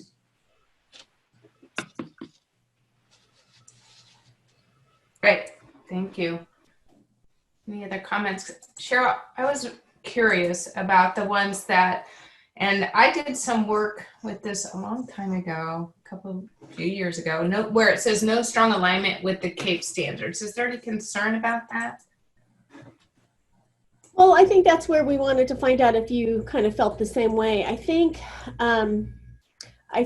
the common standards, if you look at the very first one, standard 1, I think it's true that, we require the research-based vision, and I don't think that's in the CAEP standards any longer. I think it was in the previous organization. So I think that there's truth in that to some extent, but, we haven't really been able to spend a lot of time really analyzing this, which is why we wanted to bring you all into the mix so you can help us think it through. The other one, the next one is the unit leadership has the authority and institutional support. We still have that as a critical component on 1. And as we see, that comes up a lot when there are a lot of issues at an institution. We find that that tends to be a leadership issue. So we have maintained that in our standards. And then I'm moving down. I'm just trying to find out where they all are. In common standard on page 9. the issue of appropriate information and personnel are clearly identified and accessible to guide each candidate's attainment of program requirements. I think that is one area that we have found a difference between CAEP standards and commission standards, is that ours do tend to have more explicit expectations about candidate support and guidance and all of that kind of language. So that I would probably agree with that as well. And Terry, you can jump in anytime you want here. So there's not a lot of non-alignment. I think what struck me mostly is when we talk about candidate knowledge and proficiencies, because that's the piece to me that I think there is strong alignment between CAEP and CTC. It's just that it's in different places. For us, it's in our performance expectations. And as you know, we require a performance assessment, first in the nation to do that for teaching, and soon to be special ed, and now for administrators. So I think we have strong alignment there, and we just need to tease that out more. Terry, other thoughts? Yeah, I like you identified this next to last element in Common Standard 2 about candidate recruitment and support. Mm-hmm. And it is interesting because here it says no strong alignment with the CAEP standards, but I also have opened the alignment matrix that the committee adopted. Mm-hmm. And actually this element is listed as met by CAEP through CAEP standards 3.4 and 3.5. Okay. So one of the things I think we really need to do is take the adopted CAEP to the Common Standards matrix, look at it in comparison to this draft matrix. I noticed that when I looked at a couple of the ones in the CAEP matrix that is in this agenda item, I didn't find that what was identified as aligning showed up in the other matrix. So I really think there is some additional alignment work that we should look at the staff level. Okay, right. Member Chakowski? I was just going to make a comment based on Christopher's previous explanation about how what might seem like admission criteria are actually being used diagnostically. It makes me think of the MDTP assessment in math that can be used one way to achieve one purpose and another way to achieve another. And then I thought it was surprising that at the bottom of page 9, one of the areas of non-alignment was the identification of personnel to provide support. So to me, those were a little bit contradictory. Like if having those academic indicators is intended to support candidates, then I don't know, it seems to me like there ought to be some people identified to scoop you up if you're not where you need to be, and you should know who they are. So anyway, that was just a content, and it all depends on how you slice it. I mean, I love all these alignment matrices, but when you put on one pair of glasses and look at it one way, you could put it in one category or another. I mean, I think the goal here, I guess something that I would say is, as a relatively new member of the COA that wasn't part of this 3 years ago initial matrix, is the philosophy of the document's really important. And I don't know enough about this yet to speak to that, but that's an area where I would feel as a COA member that I need to spend a little bit of time before I could weigh in on approving or supporting California's position relative to this document. I need to know more about what its ultimate goals are intended to be. What are the guiding values? What is the underlying theoretical framework? To me, that's important. I need to learn more about this in order to have an opinion about it. All right, Member Martinez. Thank you. So I have a question maybe for Cheryl and Terry, because this is new to me, just like Katrine was saying. So when we think about the practical application for an institution, a California institution that wants this national accreditation, what would it look like, or how would it be approached through the California accreditation process? Well, what we try to do is for institutions that are seeking both national accreditation and state commission accreditation, is we try to reduce the onerousness of what they have to provide. So if we know that they have to provide CAEP with some information and our standard is right on target with their standard and they meet CAEP's, then they should meet ours. So what we're trying to do is find those areas of commonality so that the poor institution is not having to show them and show us, and then we have all these, you know, and it becomes this big burden. And so what's been challenging is because at some point in time when the previous version of CAEP, which was NCAEP before, you know, we had pretty close alignment. Now, of course, our standards have changed and their standards as CAEP and their organization has changed. So our standards, while they're, I think the purpose and the objective are very similar, the specificity is different. And so like Dr. Alvarado mentioned, you know, 3.2, that has been a source of serious controversy in California. And so, you know, it's just been, our overall approach is how can we make this easier for institutions seeking both accreditation? But there are really logistical challenges with trying to figure out where would we need to ask for additional information to make sure that our standards are met, and likewise for them. So that's sort of the overall approach. And these are tools to help us kind of figure that out. Great. Thank you for that clarification. I think I'd like to add one more distinction between the two processes.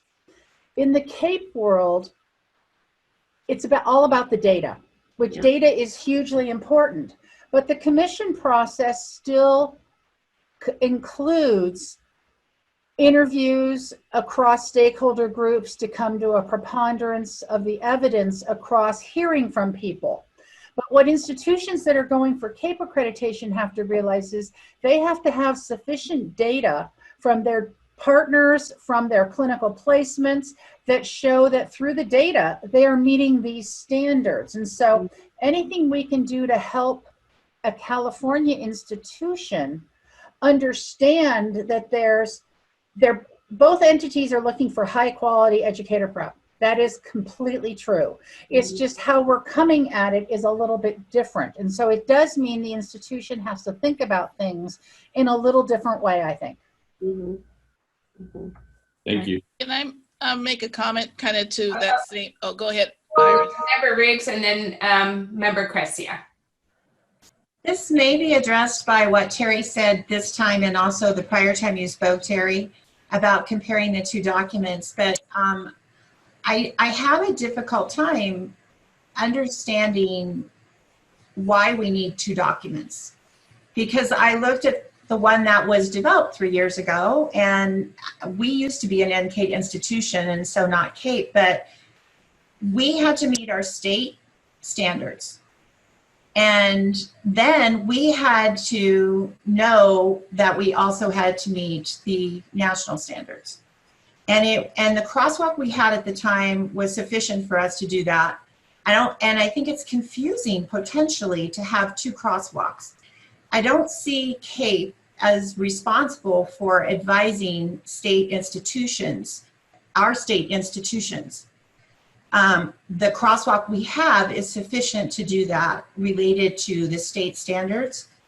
And when I went back and looked at what had been developed, and it's very clear which standards for CAEP our pieces meet from the common standards. It seems very clear for that. So if CAEP for some reason wants to create this document, they could work from the crosswalk that's original, and they could fill in their own terminology in the part where we just have the numerical standards listed. It makes me feel a little uncomfortable to have CAEP have a crosswalk of their own per se. Just like the document has that information at the top that kind of speaks for our state. And I know you've come before us to get approval for that, but once the document's out there, does it always come back if a minor revision is made? I'm just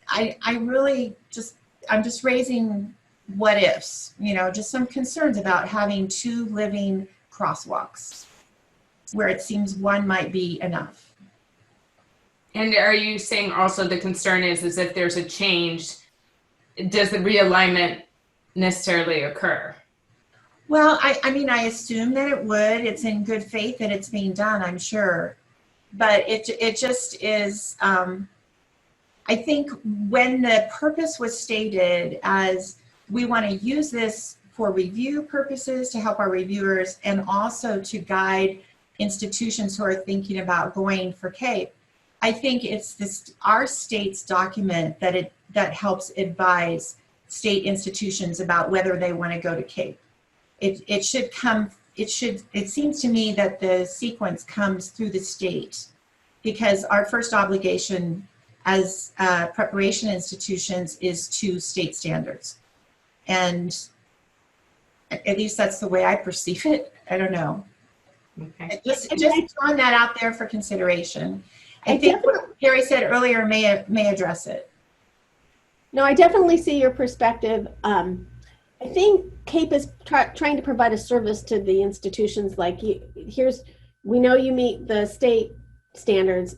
Here's what you need to do for us to make sure. So I think they are two different lenses, and it is confusing. But institutions who voluntarily seek both have some extra work to do. So yeah, if it could be one document that has both perspectives, I think that would be ideal for an institution. Can I just respond, Cheryl? Sure. Of course. So when we went through accreditation, I was associate dean at that time, and when I just now looked at the crosswalk that's original, I mean, it just is so perfect for me, because it's like, I know that we've met the state standards, and then I can see what we haven't met for CAEP, or for NCAEP at the time, because it's in the crosswalk by the numbers of the standards that match, and we know which standards are not there. That we knew what additional things NCAEP wanted that were not met by the state standards, because they weren't part of the crosswalk, right? These are the remaining things that we need to do. Now, maybe CAEP is different enough, and I'm not familiar enough with it, that something more is needed now. But it seems like that one document has potential to give it, but maybe related to what Terry said, related to data, maybe institutions need more information related to that. Member Christian? So just kind of following on along that, the way for us, from a practical standpoint, the way I've chosen to kind of approach this is, I agree in regards to, we definitely have to, complete all of our state requirements, but I feel as if we meet all of our state requirements, we're going to meet the CAEP requirements. So the way that I'm approaching it is, making sure that we've got all of our state requirements, and then looking how those state requirements fit each one of or where they fit into the CAEP standards, because I do think most of them are there. And then using the data to kind of bolster that. But what both organizations, in my opinion, do extremely well, and I think when you're kind of in the thick of it, you kind of lose sight of this, but both CAEP and CCTC really do leave some room for us to tell our own story with our own data and our own information. And I think if you look at it that way, then you can do both. In regards to having the two separate crosswalks, that is confusing for me, so I really try not to get my head wrapped too far into those. So I just have to think of it, these are our, credential requirements, our state requirements, and these are these standards. And if we meet all of these standards, then we should be meeting the national standards. And it's how we translate that and tell that story. And so that's kind of the framework that I work with on that. I don't know if that helps anybody. Great. Thank you. Yeah, Member Forbes. Thanks. I'm just trying to think on a pragmatic, practical point of view. So when there's an accreditation site visit or accreditation review, which crosswalk gets used to determine what an institution has to produce? So in other words, is CAEP using this crosswalk during those, during the accreditation process to say that they can look for the evidence of a particular standard or standard element within the CTC documents? What do I prepare as an institution? Do I have to do two sets of things, because we're not in national accreditation in the UCs, like not as familiar, It's two sets. Unfortunately, because the CAEP and the commission processes are not super aligned, every institution still submits its common standard submission, and it has the 7 elements, and my number might be off there, but the team members that read that submission then make a decision about the common standards. And in CAEP, they still need to upload their data tables to address the CAEP standards. So it's not as much as it used to be in the prior systems where one document can serve both purposes. It's really now the institution does need to do program review for the commission. The institution does need to do common standards submission. And then separately, they're still developing their self-study report for CAEP through the AIMS system. So the site visits are not joint site visits? They're officially still called joint, but actually Cheryl and I have been talking about bringing back to you and maybe changing the agreement to call them concurrent, because the focus is, it's more parallel play. The teams help each other a lot. And Cheryl's our expert on that because she's been on the 2 CAEP visits that California has hosted. Yeah. Yeah, I think the beauty in the joint visits as they are now is that the team members are able to work as a single team in terms of gathering information and sharing information of what they're hearing, both seeing the documentation as well as, talking and interviewing, having a CAEP person in there at the same time as a program person or one of the CTC reviewers, and has been really, really helpful and valuable. But then we sort of go our own ways, different decisions. We'll have discussions together. The Loyola Marymount one and and Chapman were the only 2 that we've done under CAEP so far. And the conversations have been as rich as any other site visits I've ever been on. They're rich. They're they're evidence-based. We talk about what we hear, what the team has seen, but then they each have their own processes and reports to write. So at some point, the 2 teams then have to do their own things and reach their own decisions based on, our team actually reaches some decisions on standards, whereas CAEP does not do that. They they consider things, they provide the evidence, and they present it to another entity within the CAEP structure. So there are differences in processes that definitely require things go a different way. But and that is something to consider for the future: is are we really doing a concurrent visit or not? We've talked about that, but we needed these 2 visits to happen first before we can actually know how this operates. Which is why I'm so thankful Melina has joined us on those 2 visits. But in terms of these, maybe the result is that, yes, Terry, we need to do some more staff work to compare the 2 crosswalks a little bit more, and to see if we can get something that is helpful to institutions from both perspectives. I would love to see a side-by-side of the 2 processes also. I think that would be really interesting. Mm-hmm. Oh, that was a lot of information. Yes, it you else is. want to add to that conversation? Thank you for your contributions. It's fantastic. Sure. We will continue to work on this, and we will be in touch with Melina, and we will see what we can come up with over the next month or so. I think our next CAEP site visit in California, I'm trying to think of who's next on that list. No one in 2021. There's no one in this coming year. So I think the next one is USC in fall of 2021. Yay. Okay, there you go, Kathy. USC is definitely coming up. Okay. So Kathy, you can try out whatever it is that we come up with, right? Right. Well, again, it's I like I said, it's I try not to get too caught up in the weeds of them all. I just have to look at this very conceptually.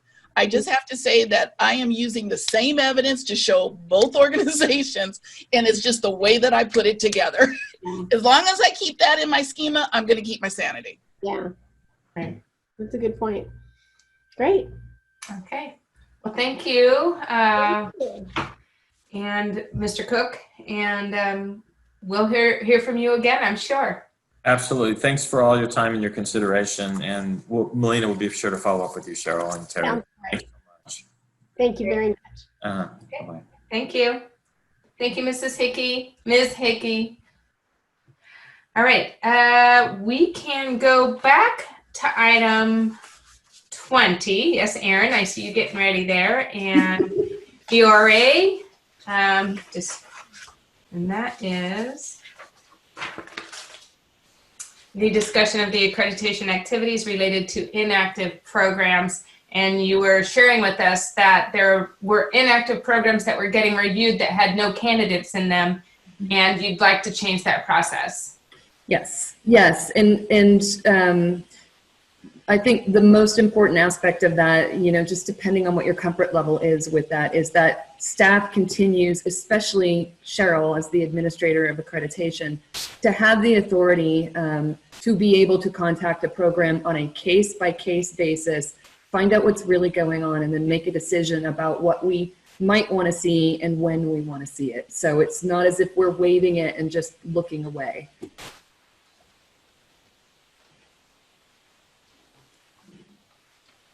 Are there any questions or comments from the committee members?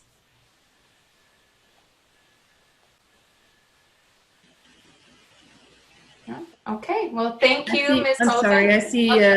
Great, I've been waiting. Yeah. I think my screen froze. I'm so sorry. Member Forbes and then Member Chakowski.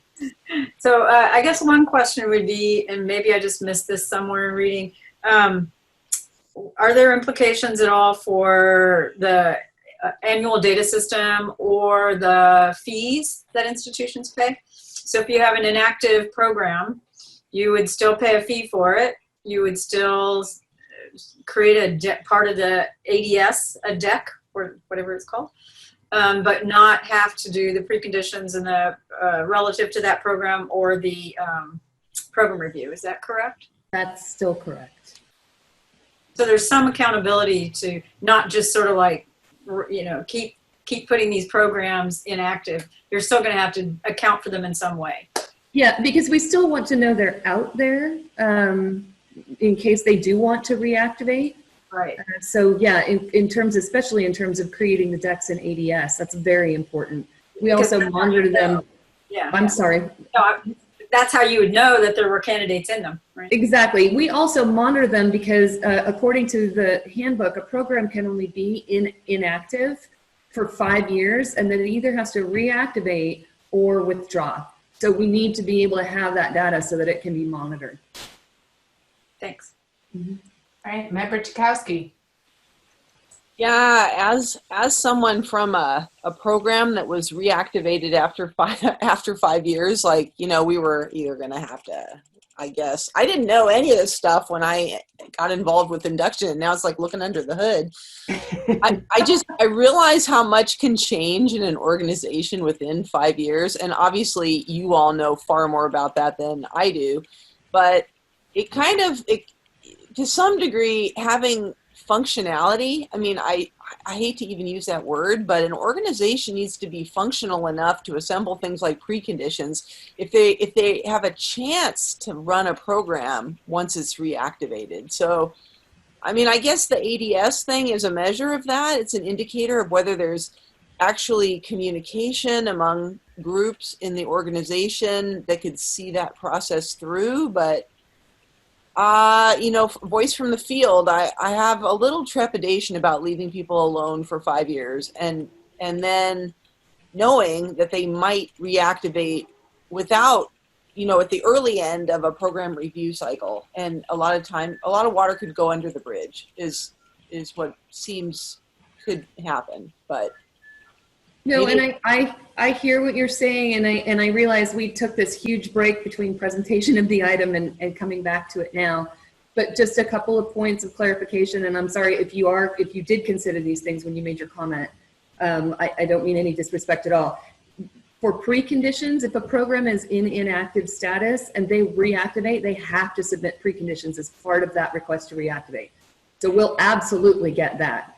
And then the other part around program review kind of goes to that case-by-case basis where if an inactive program makes a request to activate, we are going to take a look at how long they've been inactive and decide what pieces of evidence in addition to preconditions, so basically the program review kinds of pieces of evidence, we can make a decision at that time about how much we're going to ask for them. So if they've only been inactive for a year, depending on where they are in the accreditation cycle, we may only want to see updated course syllabi, or we may want them to submit to us, tell us what's changed in your program since it was active, then we read that. And if we see some significant things in there, we can reach back out and say, hey, you know what? We also want to see a course matrix from you and some handbooks. We have a lot of leeway in terms of making a case-by-case determination and asking programs for evidence to show us that, you know, the program is in a good position to start taking on candidates. Yeah, I guess when I asked that, Erin, I was thinking of submitting preconditions during the inactive situation. Okay. You know, because while there's a lot of work, obviously, that has to be addressed when programs are inactive on your end, which is the impetus for trying to streamline, you know, what's expected, you might end up with a heck of a lot more work down the road if people reactivate without having laid the groundwork until the 11th hour. So, I mean, I guess we can see what happens, you know? I mean, I guess part of me is like just trying to keep the ship trued or floating on an even keel so it doesn't get too far to the side before it comes back, you know? And wow, I'm coming from a district that is reeling. And so I am thinking about these things. They're a reality. I love that you've got the case-by-case basis. So you can go based on, you know, previous visits, you know, what their reputation in the field is, what their submissions have been before, what their other submissions, you know, if they have other programs that they're submitting, you could take a look at that. I think you've left yourself some wiggle room in there, which is really nice. But also if you know, I mean, if you just know nothing's happened and nothing's changing, to let it go for a while. I think it's a time saver. Member Forbes? Well, and that particularly came to my mind thinking back to the agenda item today where we had an induction program that was going inactive, that had some issues during accreditation, as I recall. And it also caused me, along with Member Kachowski's comment, to think about the difference between a large institution with multiple programs where one might go inactive among several that were being continuously operated versus an institution that has only one program. So when that one program is inactive, the institution remains active, but their only involvement in the system is the ADS. Well, is that true? I mean, and paying the accreditation fees? Or? I think I don't understand your question. I'm sorry. So if, you know, like say a school district that has an induction program, that's their only program. So if they go inactive, then they're not doing anything else within the system. They're sending in a ADS report, right, every year. That's correct. Their entire involvement. Whereas a large institution with multiple programs is still going to be doing preconditions and common standards because they're still operating the rest of the programs. So I just feel like we know a lot more about some institutions that would have these inactive programs than others. So for I don't think we gain any. I'm sorry, I was just going to say, I don't think we gain anything though about I don't think we gain any information about the institution by having them submit preconditions if they have no candidates and they're not running the program. To me, it's more honest. They're still paying the $1,000 institutional fee, which is significant. Yeah. And a $50 inactive fee. Now that will change this year because in the budget, fees go away for a year. I know we mentioned it at some point, but it looks like it's staying in the budget. So the thing is that there's no harm being done to anybody during that period of time. Once they say, yeah, we're going to re-up, or they withdraw, then we're really on them to make sure that before it comes to you for reactivation, we have every piece of information we need to make sure that, yeah, they're in a good place. I guess that's the way I would approach it. And Aaron, I know Aaron, I jumped in, sorry. No, you are actually much more eloquent than I was thinking in my mind. All right. Yes, Member Martinez. Well, you know, I think, first of all, I really like the proposal. I think it makes sense. And I feel like it really is aligned with our intent of the system to streamline the process.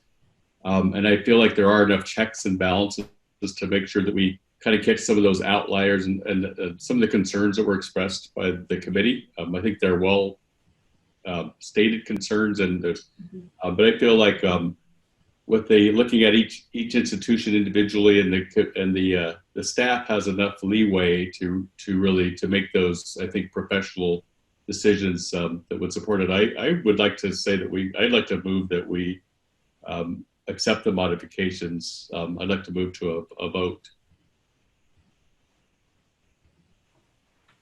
This doesn't say that it's an action item. It just says discussion and approval. So. Yeah, I just noticed that. It probably should have been an action item. Yeah. I apologize for that, but you cannot act on an information item, but we could take your direction. Okay, thank you. Anybody want to add anything else? Okay.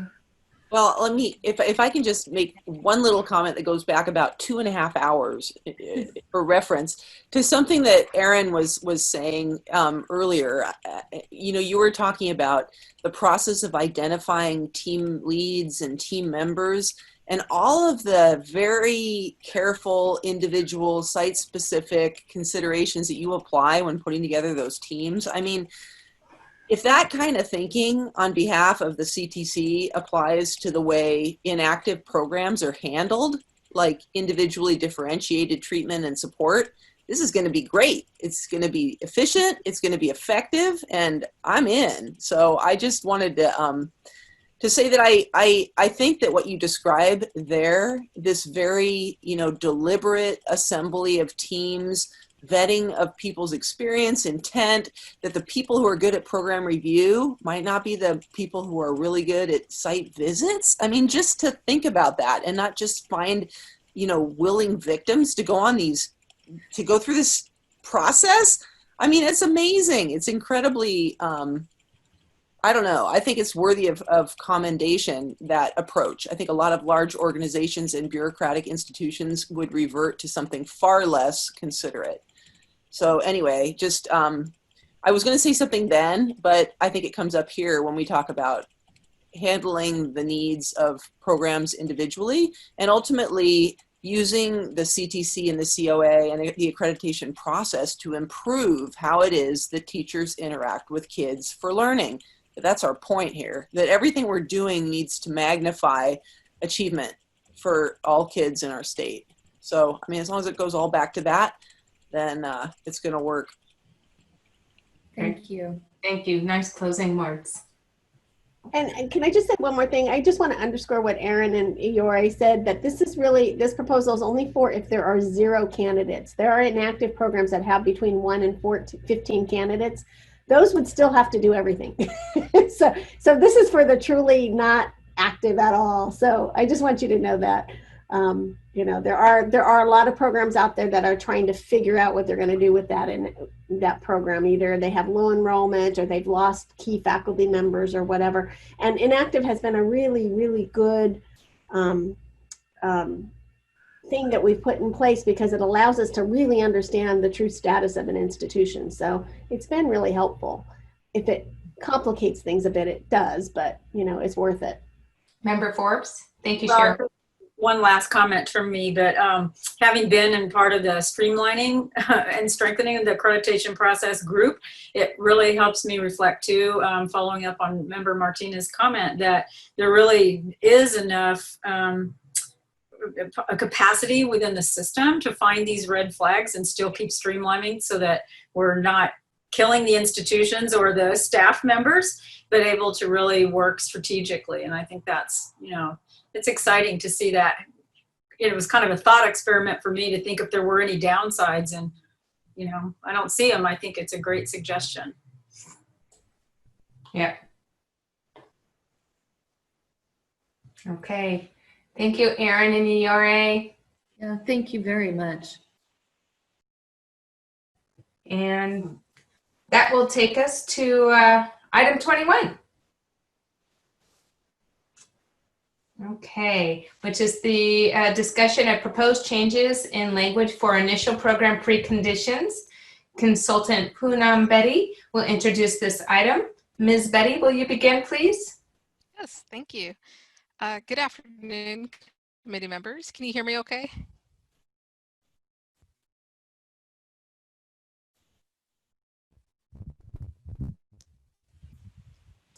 Can't hear you. You've frozen. I think you froze, Poonam. There we go. Okay. Can't Can you hear me now? Yep. Still can't hear me. Ooh. We can hear you. I think you're just freezing. Okay. But you can hear me okay. Yeah. Okay. So I will continue forth. And if you can't hear me at any point, please just let me know. Okay. So this item provides an update of the initial program preconditions item that was brought before you in March. The item in March discussed the need to re-examine the language of the initial program preconditions, and we sought your input. And the committee had a rich discussion that really focused on the need to have this authentic collaboration between the K-12 community and institutions of higher education. So we incorporated your feedback and we revised the language for both the preconditions accordingly, and that is the language that we've incorporated into the item. And I'm going to talk more about those revisions in a moment. But first, as a bit of a reminder, preconditions are really a matter of compliance. So they're grounded in education code, the California Code of Regulations, or commission policy. What it really boils down to is the question, is this institution demonstrating that they are compliant, yes or no? So with that said, in looking at the revision specifically, for the language of the demonstration of need precondition, that's at the bottom of page 1 and at the top of page 2, as was discussed back in March, the addition of providing evidence that's grounded in data so as to more fully demonstrate the need of the program has been incorporated. And there's also language regarding the affirmation for the need of the program that's again grounded in data and that hard evidence. And the revisions to the language of the practitioner's participation in program design precondition on page 2 includes changing the title of the precondition to a collaboration in program design and implementation to again better emphasize the ongoing collaboration between K-12 communities and IHEs. So to respond to this precondition, institutions could be required to submit a table with the individuals along with their role and affiliation who are a part not just of the program design, but also will be a part of the continuing implementation of the program. Last week, staff presented these revisions to the Commission. So the Commission had a discussion regarding the grounding of the demonstration of need precondition in a program's regional need. And as one Commissioner pointed out, given the turn to distance learning due to the pandemic situation, institutions may want to enroll candidates throughout the state. So that was one interesting consideration. And also, just like the committee members, the commissioners were supportive of reframing these preconditions to focus more on that construct of deep partnerships between the K-12 and higher education communities. And this also ensures that institutions feel that their responses to the preconditions are more thoughtful. And that was something that was mentioned by both committee members and commissioners who've had to respond to these preconditions when they propose a new program. And another part of the discussion last week was centered on how the accreditation system itself can foster and support or enhance the authentic collaboration. And staff is actually planning to bring an item into the Commission in August to look at this integration in a more holistic manner. So in terms of next steps, staff plans to collect feedback from the field and bring a future item to the Commission for possible adoption. And at that point, if the preconditions are adopted, staff would begin the process to put the preconditions into Title V of the California Code of Regulations. So this item is an information item, but we would be happy to hear any feedback that you might have on the latest revisions to the initial program preconditions. Terrific. Thank you, Ms. Betty. I now open the floor for conversation from the committee members. Yes, Member Chakowski. Well, I love it. I think it's a step in the right direction. I wish you Godspeed, go change those laws and expectations on behalf of kids. It challenges the whole siloing of sectors that gets in the way of accountability. Residency, I'll say, has done a huge amount for our district's relationship with institutions of higher education. So I can't say enough about how that that grant has been disseminated and how support from West Ed has engendered those partnerships. But the thing I really want to say is, in light of COVID-19 and some of the requirements for a preliminary credential being advanced to clear level of clear credential domain like induction, it's imperative that we have these functional partnerships. It's not optional. I mean, it's not a nice thing to have on the side. We need to understand who's going to support candidates with the RECA, who's going to support them with the TPA. If a person is missing coursework and they're advanced to, you know, they have like a variable term waiver and they end up being employed and somehow enrolled in induction, we have to be married to that institution to meet their needs as a credential candidate, not to mention ensure their long-term survival in our system. So appreciate the work you're doing on that. I think it's a step in the right direction. All right, Member Morrison. I'd like to echo some of that as well, just particularly the second one, the collaboration piece where it talks about not just employers of educators, but K-12 practitioners being involved in the design as well. So I think that's a good move too. Thanks for that.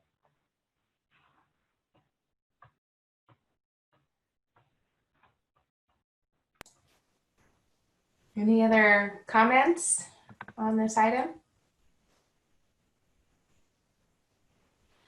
Well, I believe that means you provide us with enough information. It is an information action item.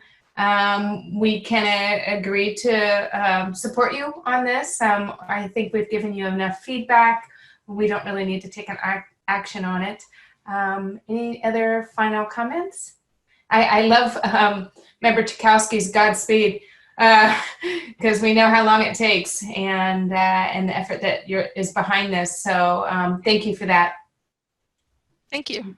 All right. All right. Well, take care. You too. Thank you.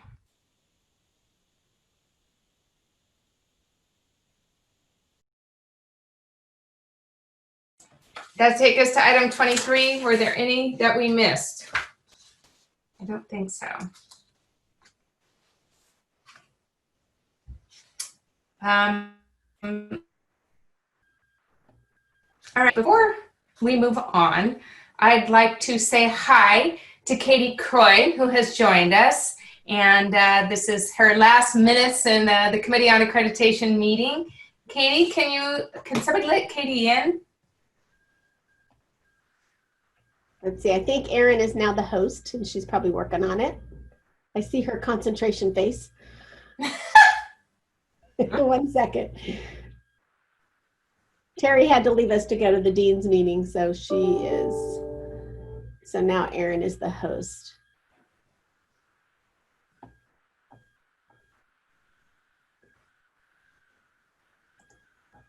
I'm not seeing her in the participants anymore. I don't know if she had to drop off. Okay, well, maybe we'll do the next item and come back. I'm going to text her. She's raising her hand. I see her in the attendees. She's in the attendees. Oh, sorry. And her hand Thank is you, up. everyone. Thank you for clarifying. I was looking in the wrong list. It's okay. All right. Hi, Katie. You're with us. I'm with you. Yay. Can you actually see me? No, you have to turn your own camera on. I have to turn my own camera on. Well, let's see. Ha! I can do that. If you hover over the 3 small dots in the upper right-hand corner of your own little picture box. Yeah, but I can't see my picture box and I'm on my phone and it won't let me scroll up. Okay. Yeah, the phone thing. Yeah. Yeah, right. That's all right. I can hear your voices. I've enjoyed, I couldn't miss this meeting. This is my last meeting. So I was here this morning and then had to step away for a moment and I was back. And as usual, it was so impressive to see the work that you do.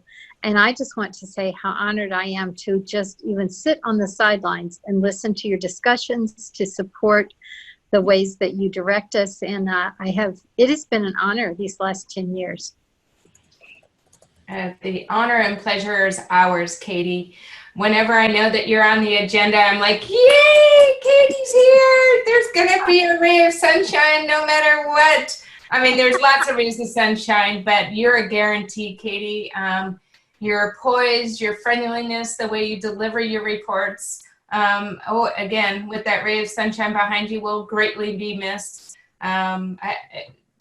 Good luck with whatever you're doing in retirement. I'm sure you're going to be near the beach. Don't you live near the beach? We do live near the beach. I'm there right now. We're 2 blocks from the downtown water, but the bay. But we'll be heading to Phoenix in the fall because we have a little place that we've finished building down there.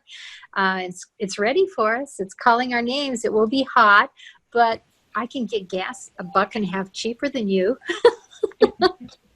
Yeah, I was just in Santa Fe and the gas was $1.99. Yeah. It's amazing. And our friends, several friends have moved into that same area. So we have some built-in friendships, and that will be nice, but I can't tell you how much I will miss my friends here. I get a little teary-eyed, and it's easy for me to get that way, but I just have to rejoice that I've had the opportunity and the experience. So yeah. I came to the CTC, you brought cookies for everyone. And I thought that was so amazing. Member Frelly. Hi, Katie. It's Bob Frelly. I remember the first time I met you was in San Diego. I had done some of the BIR training, and I was invited to come and learn how to be part of the paneling, the team visits. And what struck me, besides your fantastic accent, which I will never forget, is just the poise and the care and the detail that you took in not only helping me, but everybody there. And you made us all feel special, and you made us all feel valued, and the work that we were doing and how important it was. And any questions that we all had, you made us feel equal. You never at any point did you make us feel dumb or ignorant, because we were all learning, and you guided me then, and you've guided me ever since. And I'm certainly going to miss that guidance of yours and your smiling face and your accent. So thank you so much for everything. well, I will have to remember. I do remember when you were in the training and coming around, and I remember saying to Gay Roby, "Ooh, I hope I get that guy on one of my teams." Well, it never panned out. I worked with Gabe, but we never had a chance to work together, but I'm sure our paths will cross again in the future. Thank you so much. I hope so.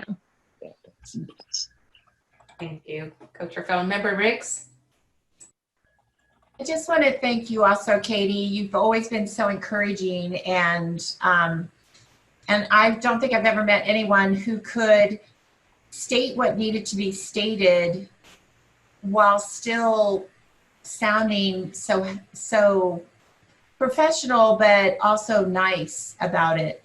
Mm-hmm. And you've worked with so many teams, and you always call it the way it is, and yet I guess it echoes what Bob said. You don't make people feel ignorant, stupid, but yet they understand where they need to step up.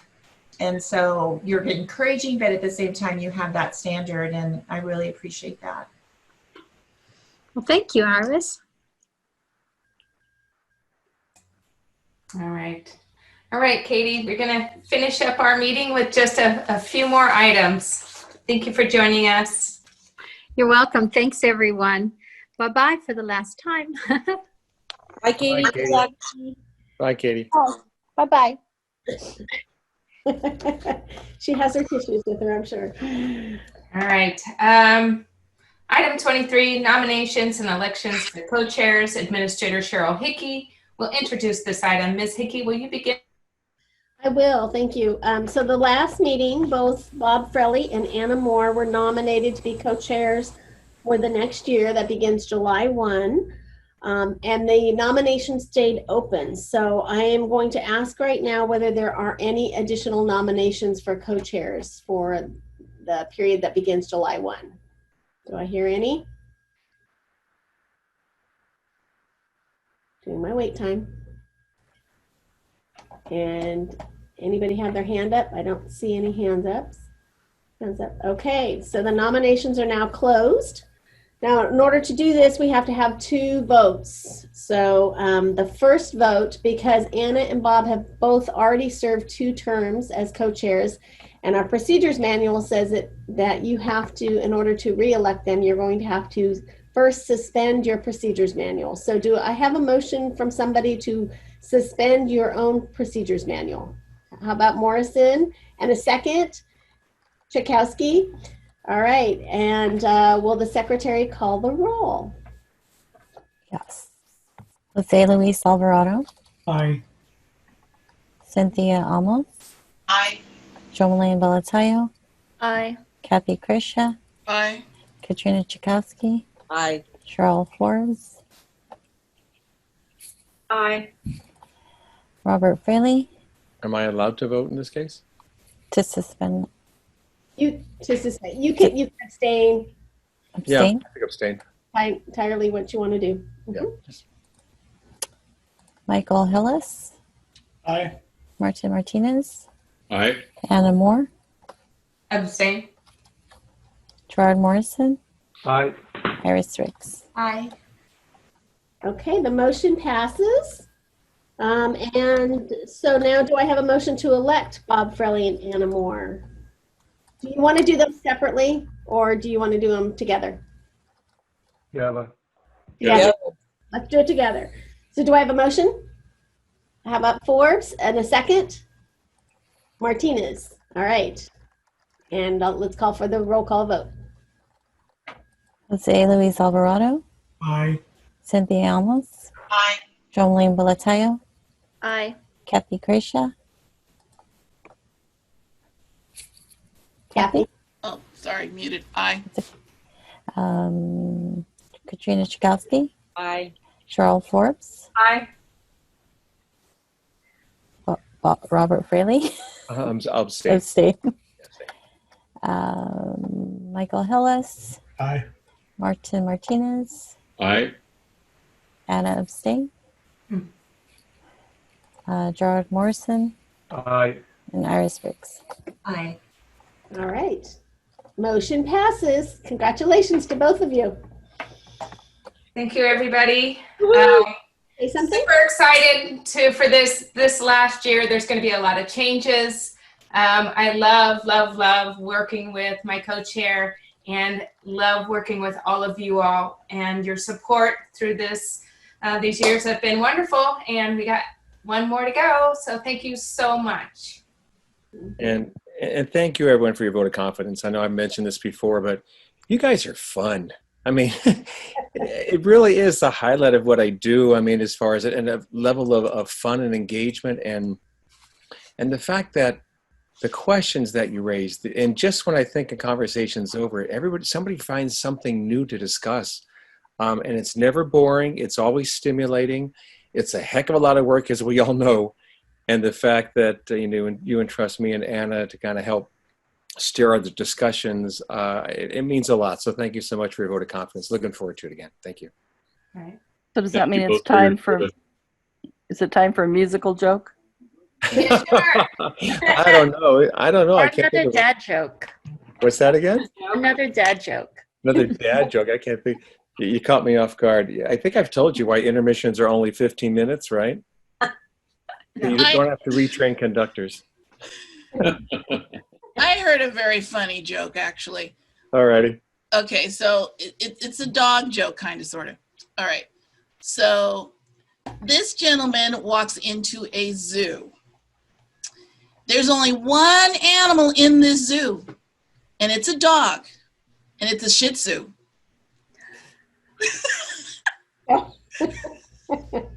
Okay. It takes a minute. It takes a minute. There's a rim shot when you need it, right? It's like there's good. I love it, Kathy. That was great. That was good, Okay. Kathy. My I'll kids do hate one it more. when I tell that joke, but I think it's hysterical. Are there any singers amongst us? Any singers? I sing, but I'm not going to do it. Well, how do you know when there's a soprano on your doorstep? The knock is unsteady. She can't find the key, and she doesn't know when to come in. Wow. Oh, well, all right. We'll leave it at that.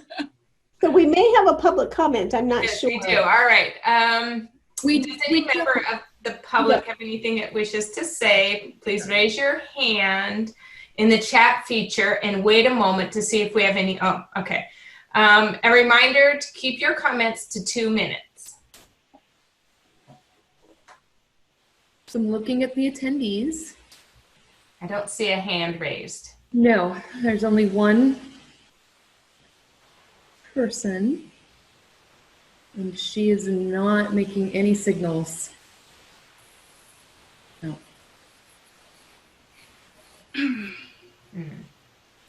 She's still laughing from the joke. Okay. Oh, and in fact, that person signed off, left the meeting. Okay. All right. All right. So having no further business, I adjourn the June 2020 meeting of the Committee on Accreditation. The next meeting of the committee will be August 3rd, 2020. Jose and Iris, we love you. Bye. Katie, if she's still here. Thank you. Don't forget us. Thank you. We'll miss you. Stay healthy. Thanks for everything. You guys have been Good great. luck with everything, Bye, guys. Good Thank luck. you. Bye. You're all wonderful.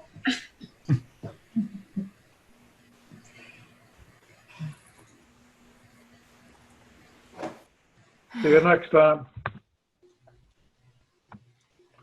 Oh, over.